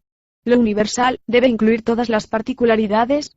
Hegel acabó elaborando un nuevo tipo de lógica, la dialéctica, que reúne a los opuestos en una nueva síntesis que los abarca y los supera a ambos. En su opinión, esta lógica regía tanto al pensamiento humano como a la propia naturaleza. ¿Cómo se podía aplicar semejante razonamiento en el caso de los Illuminati? Según Hegel, la existencia de un tipo concreto de gobierno o sociedad, llamada tesis, acabaría por fuerza provocando la aparición del opuesto, es decir, una sociedad contraria llamada antítesis. Tesis y antítesis comenzarían a luchar entre sí en cuanto tuvieran el menor contacto, puesto que la existencia de una amenazaba la existencia de la otra. Si ambas luchaban durante un largo periodo sin que ninguna de ellas consiguiera aniquilar definitivamente a la otra, la batalla evolucionaría hacia un tercer tipo de sociedad diferente constituida por una mezcla de las dos, un sistema híbrido llamado síntesis, que acabaría por absorberlo todo, por universalizar la sociedad. Aplicando esta lógica a la historia de Europa, los Illuminati comprendieron que, en efecto, en los conflictos entre sus pueblos y naciones siempre se había producido el triunfo de una tesis sobre otra hasta desembocar en la sociedad de su época, una síntesis que abarcaba las sucesivas herencias paganas, grecorromanas y cristianas acumuladas durante tantos siglos y que, dominada por el cristianismo, la monarquía y la libre empresa, se agrupaba genéricamente bajo el nombre de sociedad occidental. Ahora sí, el camino a seguir estaba meridianamente claro. Era imprescindible arrebatar a la sociedad occidental su carácter de síntesis y convertirla en una nueva tesis. Eso solo se podía hacer mediante la creación y oposición de una nueva antítesis, es decir, una nueva sociedad contraria a la occidental, lo suficientemente poderosa como para amenazar su lugar en el mundo, aunque no tanto como para destruirla. Después, bastaba con mantener la guerra entre ambas durante varias generaciones para que, al fin, las masas humanas de uno y otro bando, agotadas, reclamaran a gritos la paz y el entendimiento entre ambos mundos. Eso desembocaría en la formación de una nueva síntesis, una sociedad occidental, y contraria a la occidental al mismo tiempo, que globalizaría a la humanidad, y cuyo advenimiento solo sería posible gracias a los manejos en la sombra de los iluminados. El proceso sería obviamente más largo y complejo de lo que en un principio había imaginado Weishaupt, ya que a principios del siglo XIX no existía en el mundo nada parecido a la nueva antítesis que necesitaba la orden y tampoco interesaba sentarse a esperar a que surgiera por evolución natural. Así que la clave definitiva a partir de ese momento fue doble: primero, construir esa nueva sociedad que sirviera de antítesis, y segundo, enfrentarla a la sociedad occidental de acuerdo con el concepto de guerra permanente. Como decía Hegel, el conflicto provoca el cambio y el conflicto planificado provocará el cambio planificado. En realidad, todo el razonamiento era muy similar a la vieja técnica bancaria de financiar a los dos bandos a la vez, con la diferencia de que ninguno de los contendientes originales triunfaría en el combate final, sino que lo haría un tercero por encima de ellos. A esas alturas, resulta fácil imaginar cómo se sentaron a deliberar los Illuminati sobre la mejor manera de crear una buena antítesis de la sociedad occidental. Para ello bastaba con tomar las ideas sobre las cuales se asentaba esta e invertirlos. Si la tesis estaba basada en gobiernos monárquicos, cristianos y económicamente favorables a la libre empresa y a la individualidad personal, la antítesis por fuerza debía construirse a partir de gobiernos populares, solo en apariencia, porque si no degenerarían en anarquía, ateos y económicamente dirigidos por el Estado, en los que los ciudadanos carecerían de autonomía personal. Quizá, solo quizá, sea una coincidencia que Karl Marx, filósofo alemán, que estuvo viviendo en París en 1843, fundara poco después la Asociación Internacional de Trabajadores, también llamada la Primera Internacional, y algunos años más tarde publicara una de las obras políticas más importantes del mundo, en la que se recogían, punto por punto, los ideales de los Illuminati, el capital. La guerra permanente. Un ex agente de los servicios secretos británicos, William Wickard, publicó en su libro Peones en el juego, parte de la correspondencia mantenida entre 1870 y 1871 entre Giuseppe Mazzini y Albert Pike, que hoy se conserva en los archivos de la biblioteca del British Museum, en Londres. En una de las cartas, fechada el 15 de agosto de 1871, Pike le comunica a Mazzini el plan a seguir por los Illuminati: fomentaremos 3 guerras que implicarán al mundo entero. La primera de ellas permitiría derrocar el poder de los zares en Rusia y transformar ese país en la fortaleza del comunismo ateo, necesaria como antítesis de la sociedad occidental. Los agentes de la orden provocarán divergencias entre los imperios británico y alemán, a la vez que la lucha entre el pangermanismo y el paneslavismo. Un mundo agotado tras el conflicto no interferiría en el proceso constituyente de la nueva Rusia, que, una vez consolidada, sería utilizada para destruir otros gobiernos y debilitar las religiones. El segundo conflicto se desataría aprovechando las diferencias entre los fascistas y los sionistas políticos. En primer lugar, se apoyaría a los regímenes europeos para que derivaran hacia dictaduras férreas, que se opusieran a las democracias, y provocaran una nueva convulsión mundial, cuyo fruto más importante sería el establecimiento de un Estado soberano de Israel en Palestina, que venía siendo reclamado desde tiempos inmemoriales por las comunidades judías, cuyos rezos en las sinagogas incluían siempre la famosa muletilla, el año que viene, en Jerusalén, expresando así el anhelo de reconstituir el antiguo reino de David. Además, esta nueva guerra permitiría consolidar una internacional comunista lo suficientemente robusta para equipararse al conjunto cristiano. Los Illuminati preveían que en ese momento podrían disponer así, por fin, de la ansiada antítesis. La tercera y definitiva guerra se desataría a partir de los enfrentamientos entre sionistas políticos y dirigentes musulmanes. Este conflicto debía orientarse de forma tal que el Islam y el sionismo político se destruyan mutuamente, y además obligara a otras naciones a entrar en la lucha, hasta el punto de agotarse física, mental, espiritual y económicamente. Al final de la Tercera Guerra Mundial, pronosticaba Pike, los Illuminati desencadenarían el mayor cataclismo social jamás conocido en el mundo, lanzando una oleada revolucionaria que por comparación, reduciría la época del terror en Francia a un simpático juego de niños. Los ciudadanos serán forzados a defenderse contra una minoría de nihilistas ateos, que organizarán las mayores bestialidades y los alborotos más sangrientos. Las masas, decepcionadas ante la nula respuesta de las autoridades políticas y religiosas, serían llevadas a tal nivel de desesperación que destruirán al mismo tiempo el cristianismo y los ateísmos, y vagarán sin dirección en busca de un ideal. Solo entonces,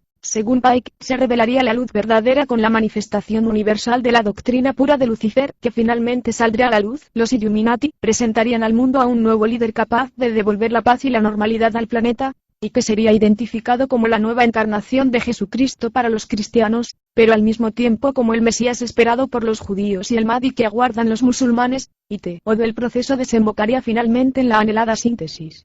La horrorosa profecía coincidía con las ideas de Hegel, y sorprendentemente, se ajusta hasta ahora de una manera bastante fiel a la evolución histórica que conocemos. ¿Quién era este Albert Pike que hablaba con fría indiferencia de los mayores desastres de la humanidad? Y Mazzini, que asentía silenciosamente ante esos planes. Como ya se ha explicado anteriormente, en Francia los Illuminati sobrevivieron a través de la infiltración de sus miembros en la masonería.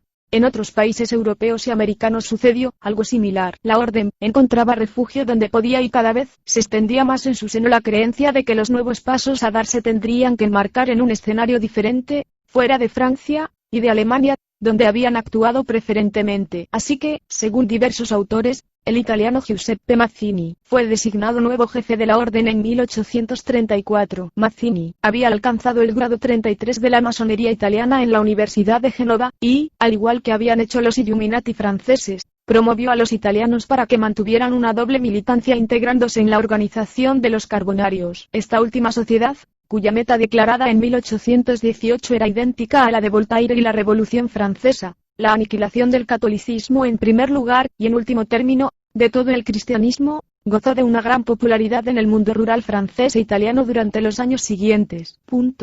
El origen del carbonarismo o masonería forestal se encuentra en los bosques del Jura. Al igual que la masonería clásica, nació entre los gremios de constructores medievales. Las sectas carbonarias fueron en un principio grupos de trabajadores y artesanos que se llamaban a sí mismos la Hermandad de los Buenos Primos y que se dedicaban en su mayoría a elaborar carbón vegetal a partir de la tala de árboles.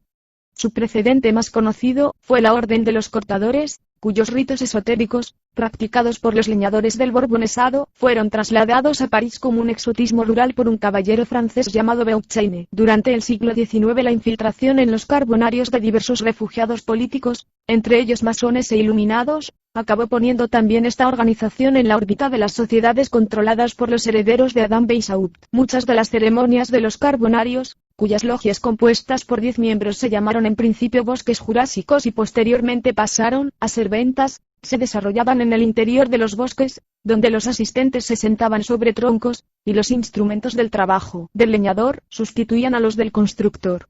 En lugar de escuadra y compás, los carbonarios utilizaban el hacha y la sierra, pero por lo demás, Las preguntas y respuestas rituales de sus ceremonias se asemejaban mucho a las de la masonería. Si un neófito superaba la prueba de iniciación, le sentaban en un tronco cortado sobre el que debía sostener un hacha con la mano izquierda. Con un puñal apoyado contra el pecho, debía jurar guardar el secreto sobre la 10, es decir, sobre la hermandad carbonaria, cuyo nombre no se pronunciaba jamás.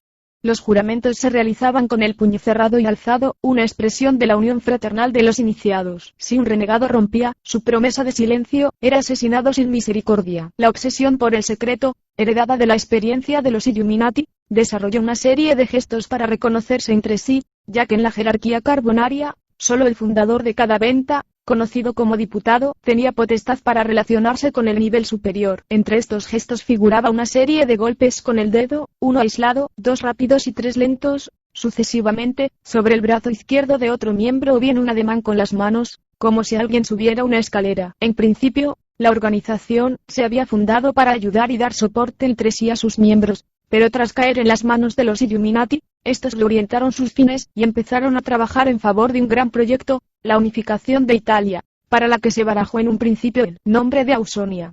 El plan pasaba por crear una república moderna y federada, que constara de 21 provincias y con una bandera triangular, como el sello de los Iluminados. Para conseguir el mayor apoyo posible, Mazzini constituyó la Joven Italia, un grupo político que pronto fue imitado en todos los países donde los carbonarios habían conseguido presencia, como Alemania. A la Joven Alemania se afilió el poeta Heinrich Heine. Inglaterra, Benjamin Disraeli comenzó en la Joven Inglaterra la carrera que le condujo hasta el puesto de primer ministro británico, o España, entre otros. El carbonarismo, por otra parte, había desembarcado en España en 1823, junto con un grupo de exiliados napolitanos que huían de la derrotada revolución liberal en Italia. Uno de ellos, llamado Pecchio, fundó en Madrid la versión ibérica de la organización, que fue destruida con la llegada de los 100.000 hijos de San Luis. El resultado natural de la idea dio lugar a una joven Europa, una federación que se constituyó en Berna sobre la base de los demás grupos y que ya no escondía su deseo de impulsar a los países europeos hacia una unificación política real. Sin embargo, las rivalidades, desconfianzas y planes particulares de las diferentes sociedades truncaron la unidad en muy poco tiempo. Los carbonarios estuvieron detrás de diversas insurrecciones de corte liberal en varios puntos de Europa, como en la Revolución de 1830 en Francia, cuya chispa fue la actuación de uno de los miembros de la Dirección Suprema de la organización llamado Barte, que instigó a un grupo de patronos para que despidieran a sus obreros sin una buena justificación y así aprovechar el descontento creado para lanzar las masas a la calle. El caos social y político resultante acabó por llevar al poder a Felipe de Orleans, o Felipe Igualdad, quien en agradecimiento nombró a 3 ministros carbonarios, entre ellos al propio Barte. Otro de los carbonarios más conocidos fue Filippo Michele Buonarroti, llamado el primer revolucionario profesional, organizador de diversas sociedades secretas, y según diversos estudiosos, probable modelo para el personaje del conde de Montecristo en la novela homónima de Dumas. A pesar de la brutalidad de sus métodos y su carácter revolucionario, el carbonarismo dejó hondas secuelas en la historia del nacionalismo italiano, así como en los acontecimientos políticos de otros países, como Portugal, donde se le achaca ser uno de los probables responsables de la caída de la monarquía. Pero los carbonarios no fueron los únicos revolucionarios utilizados por los Illuminati. En una época minada de sociedades conspirativas y de revoluciones de todo tipo, también es digna de contar la historia de Louis Auguste Blanqui, un hombre violento e implacable pero de gran capacidad organizativa, que fundó en Francia la organización conocida como las Familias, en cuya constitución y desarrollo participaron líderes carbonarios. Diversos expertos afirman que Blanqui fue el primero en plantear el concepto de lucha de clases, que más tarde Karl Marx desarrollaría con mayor detalle, así como el de libre pensador, que es como él mismo se autodefinía. Cada familia la componían 12 miembros que actuaban como un compartimento estanco trabajando por los mismos fines que la Revolución Francesa. En 1836, su conspiración fue descubierta y desarticulada, pero menos de un año después Blanqui había inventado una nueva. En realidad, era la misma pero con otro nombre, las estaciones, y había sido organizada con más precauciones. La unidad básica de la sociedad era la semana, compuesta por 6 miembros dirigidos por un séptimo. 4 semanas, o mejor, los séptimos de 4 semanas, se reunían y formaban un mes.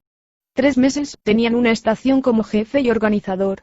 4 estaciones estaban a las órdenes de un agente revolucionario designado, muy probablemente por los Illuminati. En mayo de 1839, las estaciones se sublevaron, aunque casi todos los obreros que se levantaron en armas tras la bandera roja enarbolada por Blanqui, ignoraban en realidad quiénes eran sus superiores últimos. Esta revolución también fracasó y Blanqui acabó en la cárcel. Sin embargo, aunque había sido condenado inicialmente a la muerte, logró permutar el castigo y acabó saliendo de prisión.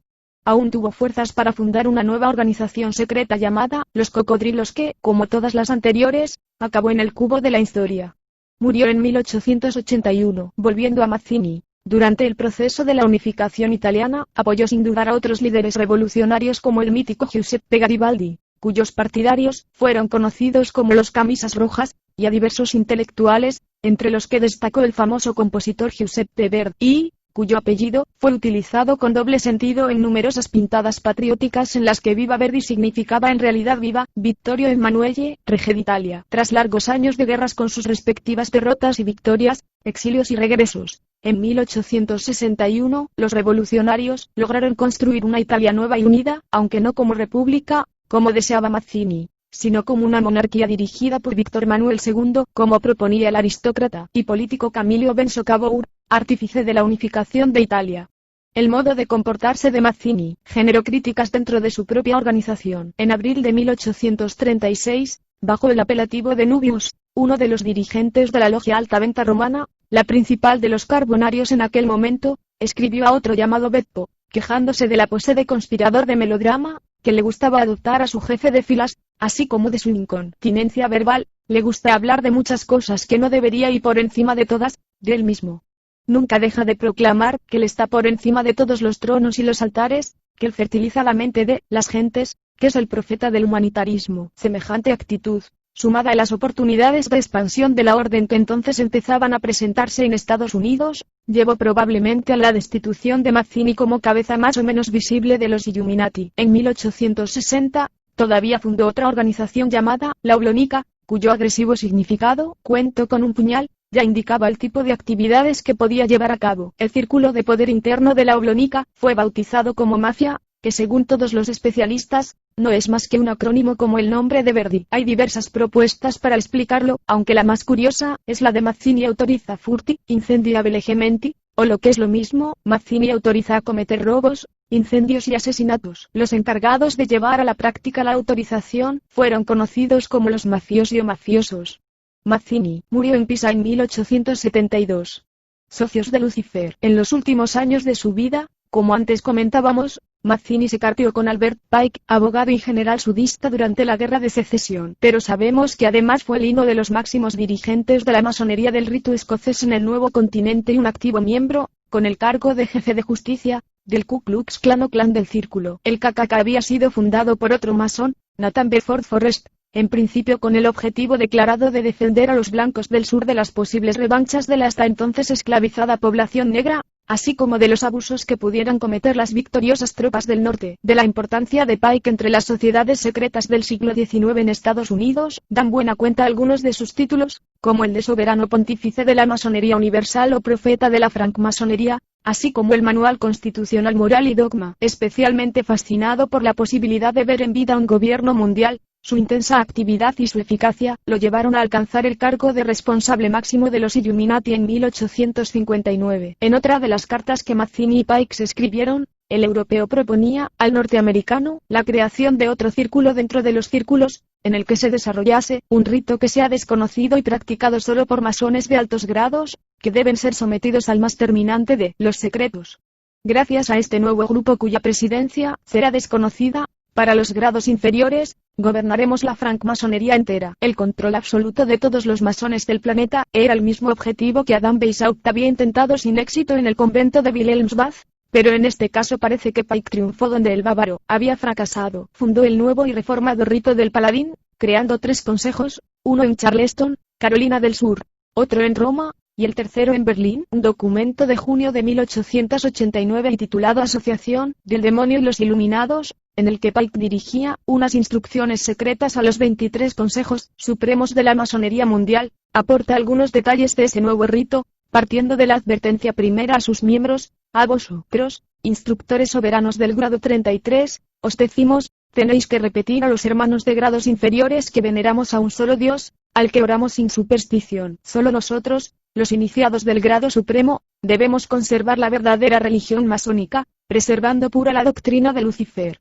En el mismo documento, Pike hablaba como un sacerdote, sí, Lucifer, es Dios. Desgraciadamente, Adonai en referencia al Dios judeocristiano también es Dios, porque, según la ley eterna, no hay luz sin oscuridad, belleza sin fealdad, blanco sin negro. El absoluto solo puede existir en la forma de dos divinidades diferentes, ya que la oscuridad sirve a la luz como fondo, la estatua requiere una base y la locomotora necesita el freno. Y añadía, la religión filosófica verdadera y pura es la fe en Lucifer, que está en pie de igualdad con Adonai. Pero Lucifer es el Dios de la luz, es bueno, en lucha a favor de la humanidad contra Adonai, el oscuro y el perverso. Las prometeicas reflexiones de Pike serían puestas a prueba a lo largo del siglo siguiente, el XX, bautizado como el siglo de la violencia. El gobierno de Estados Unidos no está en ningún sentido fundado sobre la religión cristiana. El gobierno no es razón ni elocuencia, es fuerza. George Washington, presidente estadounidense. La independencia de Estados Unidos. Solo 2 meses después de la fundación de la Orden de los Iluminados de Baviera nació un nuevo país, que a pesar de sus modestos comienzos, estaba destinado a convertirse en la potencia mundial más importante del planeta. El 4 de julio de 1776, los delegados de los 13 estados, 13, como los grados del ritual Illuminati, del territorio conocido hasta entonces como Nueva Inglaterra proclamaron y rubricaron su declaración de independencia y su constitución como nación con el nombre de Estados Unidos de América. 9 de las 13 firmas pertenecían a francmasones: Franklin, Hooper, Dalton, Ellery Hancock, Whipple, Eves, Stockton y Paine. Otros 9 firmantes de los artículos de la nueva confederación también pertenecían a las logias masónicas: Adams, Dickinson, Lawrence, Arnett, Bayard Smith, Robert Dow, Carroll y de nuevo, Hancock y Ellery. En cuanto a los 13 delegados encargados de firmar la Constitución de Estados Unidos, la Carta Magna más antigua en vigor en la actualidad, pese a los numerosos remiendos practicados durante los últimos poco más de 2 siglos, todos sus avalistas, absolutamente todos, eran masones: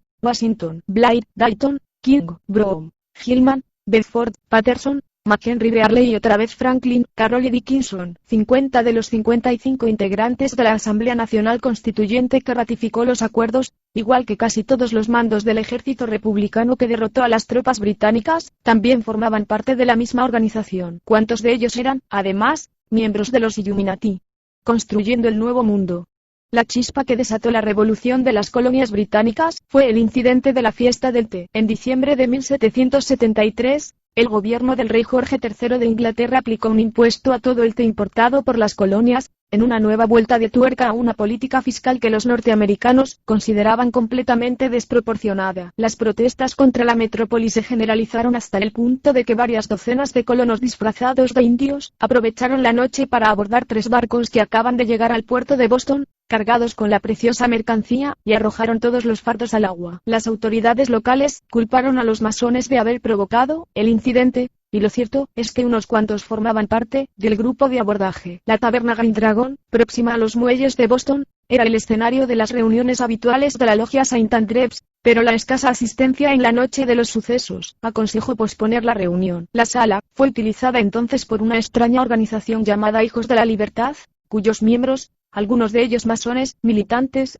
fueron los que se disfrazaron de indios y procedieron a la acción. Poco después se produjo la famosa cabalgata de Paul Revere, uno de los héroes de la Revolución Americana, que a las 10 de la noche salió al galope para avisar a las tropas independentistas agrupadas en Lexington de que el ejército realista británico estaba a punto de atacarlos. Recibido el aviso, los milicianos de Massachusetts se adelantaron y empujaron a los británicos hacia la localidad de Concord, donde, enfrentados por una fuerza rebelde aún mayor, se vieron obligados a retirarse hacia Boston. Cerca de 300 soldados británicos murieron en esa batalla, la primera y simbólica victoria de las tropas revolucionarias.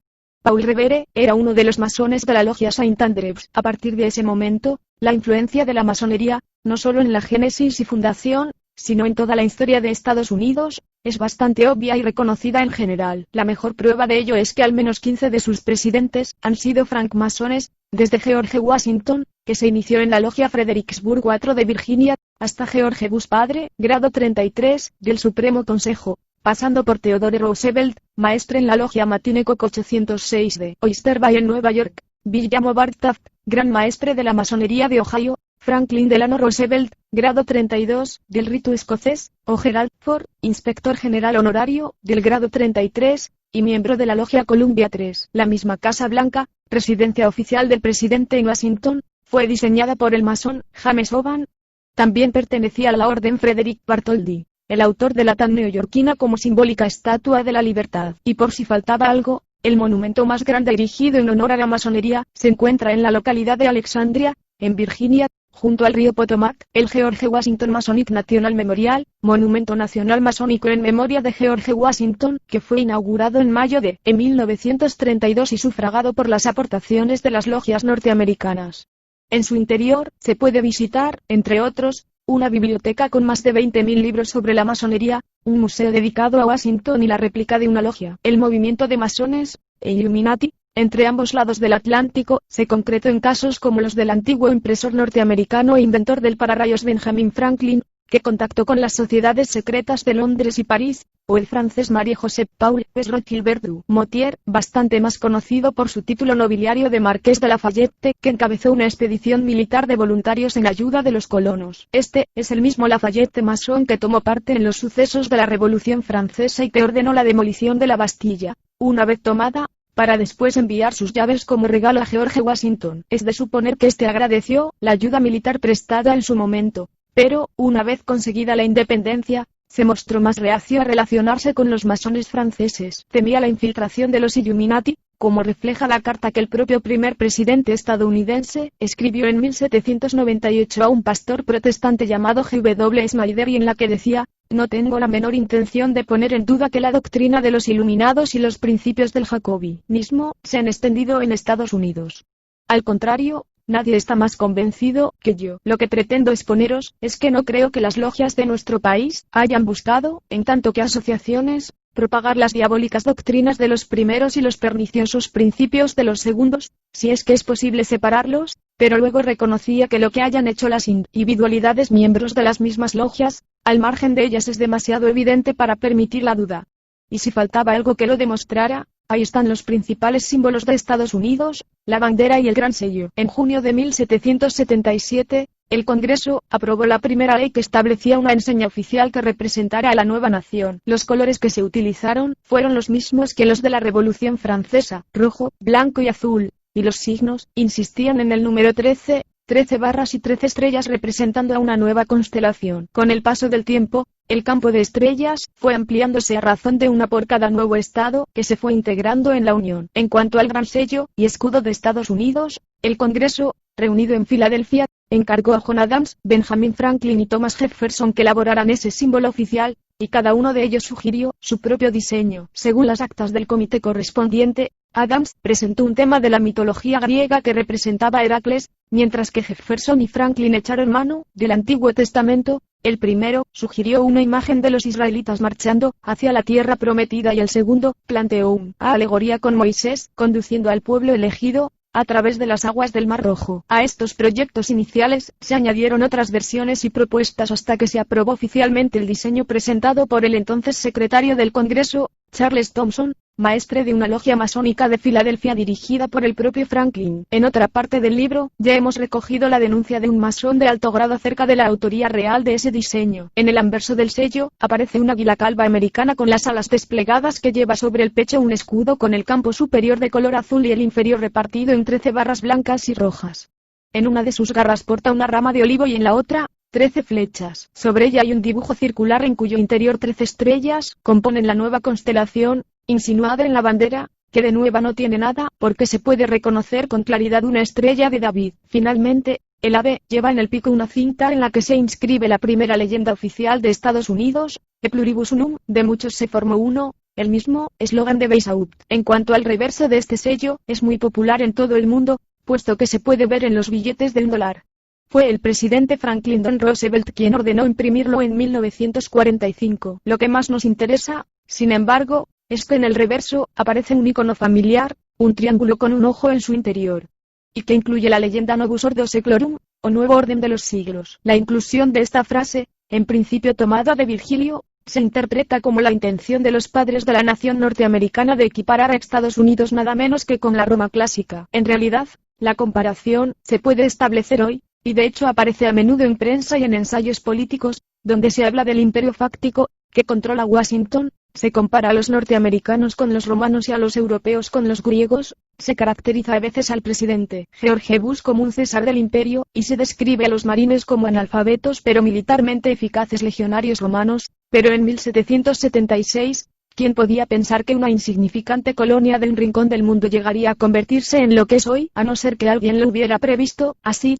naturalmente, Martín Lozano asegura en el Nuevo Orden Mundial que el verdadero sentido de la leyenda está relacionado con un concepto astrológico propio de la simbología iluminista, la nueva era de Acuario, que debe suceder a la era de Piscis o era cristiana, abocada a desaparecer en el siglo XXI. En su opinión, 1776 marcaba el inicio de un periodo de 250 años durante el que debía consumarse la transición entre una y otra era, y Estados Unidos sería la nación encargada de desempeñar un papel determinante en ello. Los temores expresados por George Washington en la carta antes mencionada arrancan, probablemente de 1785, cuando los Illuminati abrieron su primera logia formal e independiente en territorio estadounidense, la Columbia de Nueva York. Muchos prohombres de la época se afiliaron entonces, como el gobernador de Bill Clinton Roosevelt, antepasado de Franklin Delano, Horace Greeley, e incluso el propio Thomas Jefferson, según algunas fuentes. En el siglo XX, el nombre de la organización cambió por el de Gran Logia Rockefeller, más ricos que Rockefeller. Si Europa tuvo a los Rothschild como genuinos representantes de los llamados banqueros internacionales, América necesitaba su propia dinastía de millonarios, y la encontró en el clan Rockefeller. John Davidson Rockefeller, el fundador de la saga, nació en 1839 en Rickford, descendiente de una familia de inmigrantes judío-alemanes que había llegado a Estados Unidos en 1733. Sus comienzos fueron bastante humildes, aunque desde el principio se decantó por el negocio del dinero, trabajando como contable de la firma Evitt Tuttle. Sus biógrafos lo describen como una persona tan inteligente y ambiciosa como fría y austera en sus necesidades personales, con una gran visión de futuro, una ansia desmedida por la riqueza y una capacidad de trabajo fuera de lo normal. Dicen que su personalidad sirvió de modelo al propio Walt Disney para crear uno de sus personajes, el tío Gilito, Scrooge, en el original, como el nombre del avaro personaje de Cuento de Navidad, de Charles Dickens. Asociado con un hombre de negocios inglés, fundó su primera compañía, la Clark y Rockefeller, que multiplicó su volumen comercial a raíz de la Guerra de Secesión, y le permitió disfrutar de su primer éxito económico. Sin embargo, la verdadera carrera hacia la cúspide comenzó a raíz de la fundación de su propia compañía petrolera, la mítica Standard Oil, y la South Improvement Company, en cuya sociedad atendió a los petroleros más importantes del sur de Estados Unidos. Durante aquellos años, Rockefeller utilizó todos los medios legales y menos legales para ir eliminando uno a uno a sus competidores, mientras repetía a todo el mundo una de sus alabanzas favoritas: God bless the Standard Oil. Dios bendiga a la Standard Oil. Su fama de depredador de los negocios, incluyendo la coacción a los clientes de otras empresas, el soborno a los propios empleados de las mismas e incluso la compra de algunos parlamentarios corruptos, unida a la complejidad legal y jurídica con la que había construido su compañía, y que hacían prácticamente inútiles las leyes antimonopolio en su caso, le convirtieron en un negociante temible, hasta el punto de que muchos de sus competidores decidieron unirse a él en lugar de competir. La producción de la Standard Oil, que en el año de su fundación, en 1870, era de aproximadamente el 4% del mercado petrolífero americano, se multiplicó hasta alcanzar, solo 6 años más tarde, el 95%. Y por si necesitaba ayuda, Rockefeller empezó a trabajar codo con los Rothschild a partir de 1880, cuando buscaba la manera de abaratar el transporte de cada barril de petróleo que embarcaba en los ferrocarriles de Pensilvania, Baltimore y Ohio, controlados por la banca Kuhn Company. A partir de ese momento, su compañía quedó definitivamente consolidada, aunque, hacia 1882, había crecido tanto que se vio obligada a adaptarse y transformarse en la Standard Oil Trust, el primer trust de la historia de la economía, el sueño de Weishaupt, hecho realidad en el terreno industrial. Esta posición de predominio no frenó la avalancha de demandas judiciales contra su negocio petrolero, más bien al contrario. Pero de todas las que se presentaron en su momento solo una pareció prosperar. En 1907, cuando un juez apellidado Landis le condenó nada menos que por 1.642 casos de extorsión.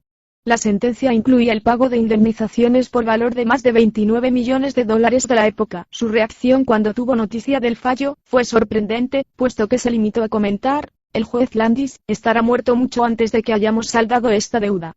Los hechos le dieron la razón. porque la condena fue recurrida y finalmente anulada varios años más tarde. Aún hubo otra tentativa de desmontar su monopolio cuando el Juzgado Federal de Missouri emprendió un proceso contra él bajo la acusación de complot contra el libre comercio. Después de sucesivos recursos y contrarrecursos, la causa llegó al Tribunal Supremo, que en 1911 decretó la desmembración de la Standard en 39 compañías diferentes, cada una de las cuales debía operar de forma independiente y en competencia unas con otras. Legalmente así sucedió, pues el trust dejó de actuar con el mismo nombre. Sin embargo, teniendo en cuenta que las acciones de las nuevas empresas seguían estando en manos de los mismos accionistas que controlaban la vieja empresa, empezando por el propio Rockefeller, que era el accionista mayoritario, la situación tampoco cambió demasiado. Con ánimo de eludir futuros problemas con la ley, Rockefeller se dedicó a crear varias fundaciones filantrópicas, que, aparte de mejorar su imagen social, sirvieron para poner a salvo buena parte de su patrimonio. Previa transferencia. Las leyes norteamericanas eximen a las fundaciones de pagar impuestos, pero no les impide poseer, comprar o vender todo tipo de bienes o valores bursátiles. Además, los fondos transferidos a una fundación se pueden deducir de la declaración de la renta, y todos los bienes que les son entregados están exentos también de derechos sucesorios. Buen ejemplo de la utilidad de las fundaciones es el artículo aparecido en la prensa norteamericana en agosto de 1967 donde se denunciaba la cantidad irrisoria que pagaban los Rockefeller en concepto de impuesto sobre la renta, a pesar de sus innumerables riquezas. Según este artículo, uno de los miembros del clan llegó a pagar la cifra de $685 en impuestos, cuando su fortuna personal incluía propiedades, mansiones, yates, aviones privados, que oficialmente estaban a nombre de sus fundaciones familiares sin ánimo de lucro, aunque nadie más utilizara estos bienes. Las fundaciones de los Rockefeller permitieron a los miembros del clan entablar un contacto directo y fluido con los personajes más importantes de la economía y la política mundiales, y también de la religión. John Davidson Rockefeller Jr., su hijo, siguió la estela marcada por el fundador e introdujo mejoras en el sistema de la empresa familiar, creando una nueva categoría de colaboradores, llamados asociados, cuyo principal objetivo era doble: por un lado, actuar como consultores del trust, y por otro, tejer una red de influencias cada vez más amplia, preferiblemente entre personas bien situadas, que apoyara el trabajo de las fundaciones. Rockefeller hijo también se convirtió en el principal promotor de un cierto ecumenismo protestantista, que promovía la incorporación de los principios religiosos a las tesis del capitalismo expansivo y progresista. Para ello dedicó parte de su tiempo y de su dinero, en aportaciones considerables, a instituciones, como el Movimiento Mundial Interiglesias, el Consejo Federal de Iglesias y el Instituto de Investigaciones Sociales y Religiosas. Tal vez siguiera el viejo esquema Illuminati, de unificar no solo los gobiernos y las economías sino también las almas de todos los seres humanos. En el siglo XX, la actividad de los Rockefeller se centró en dos líneas básicas, la económica y la política, representada por los hermanos Nelson y David, y entremezcladas ambas en más de una ocasión. Otro importante paso adelante para el clan fue la introducción en el ámbito bancario. En 1930, el clan Rockefeller ya controlaba el Chase National Bank, convertido en la primera institución financiera del país. El proceso de consolidación financiera culminaría en 1955 con la fusión con el Bank of the Manhattan Company ligado al grupo Warburg, de donde salió el Chase Manhattan Bank, que durante muchos años estuvo presidido por David Rockefeller. En la actualidad, es difícil encontrar un sector económico mundial en el que no aparezca representado algún agente del clan.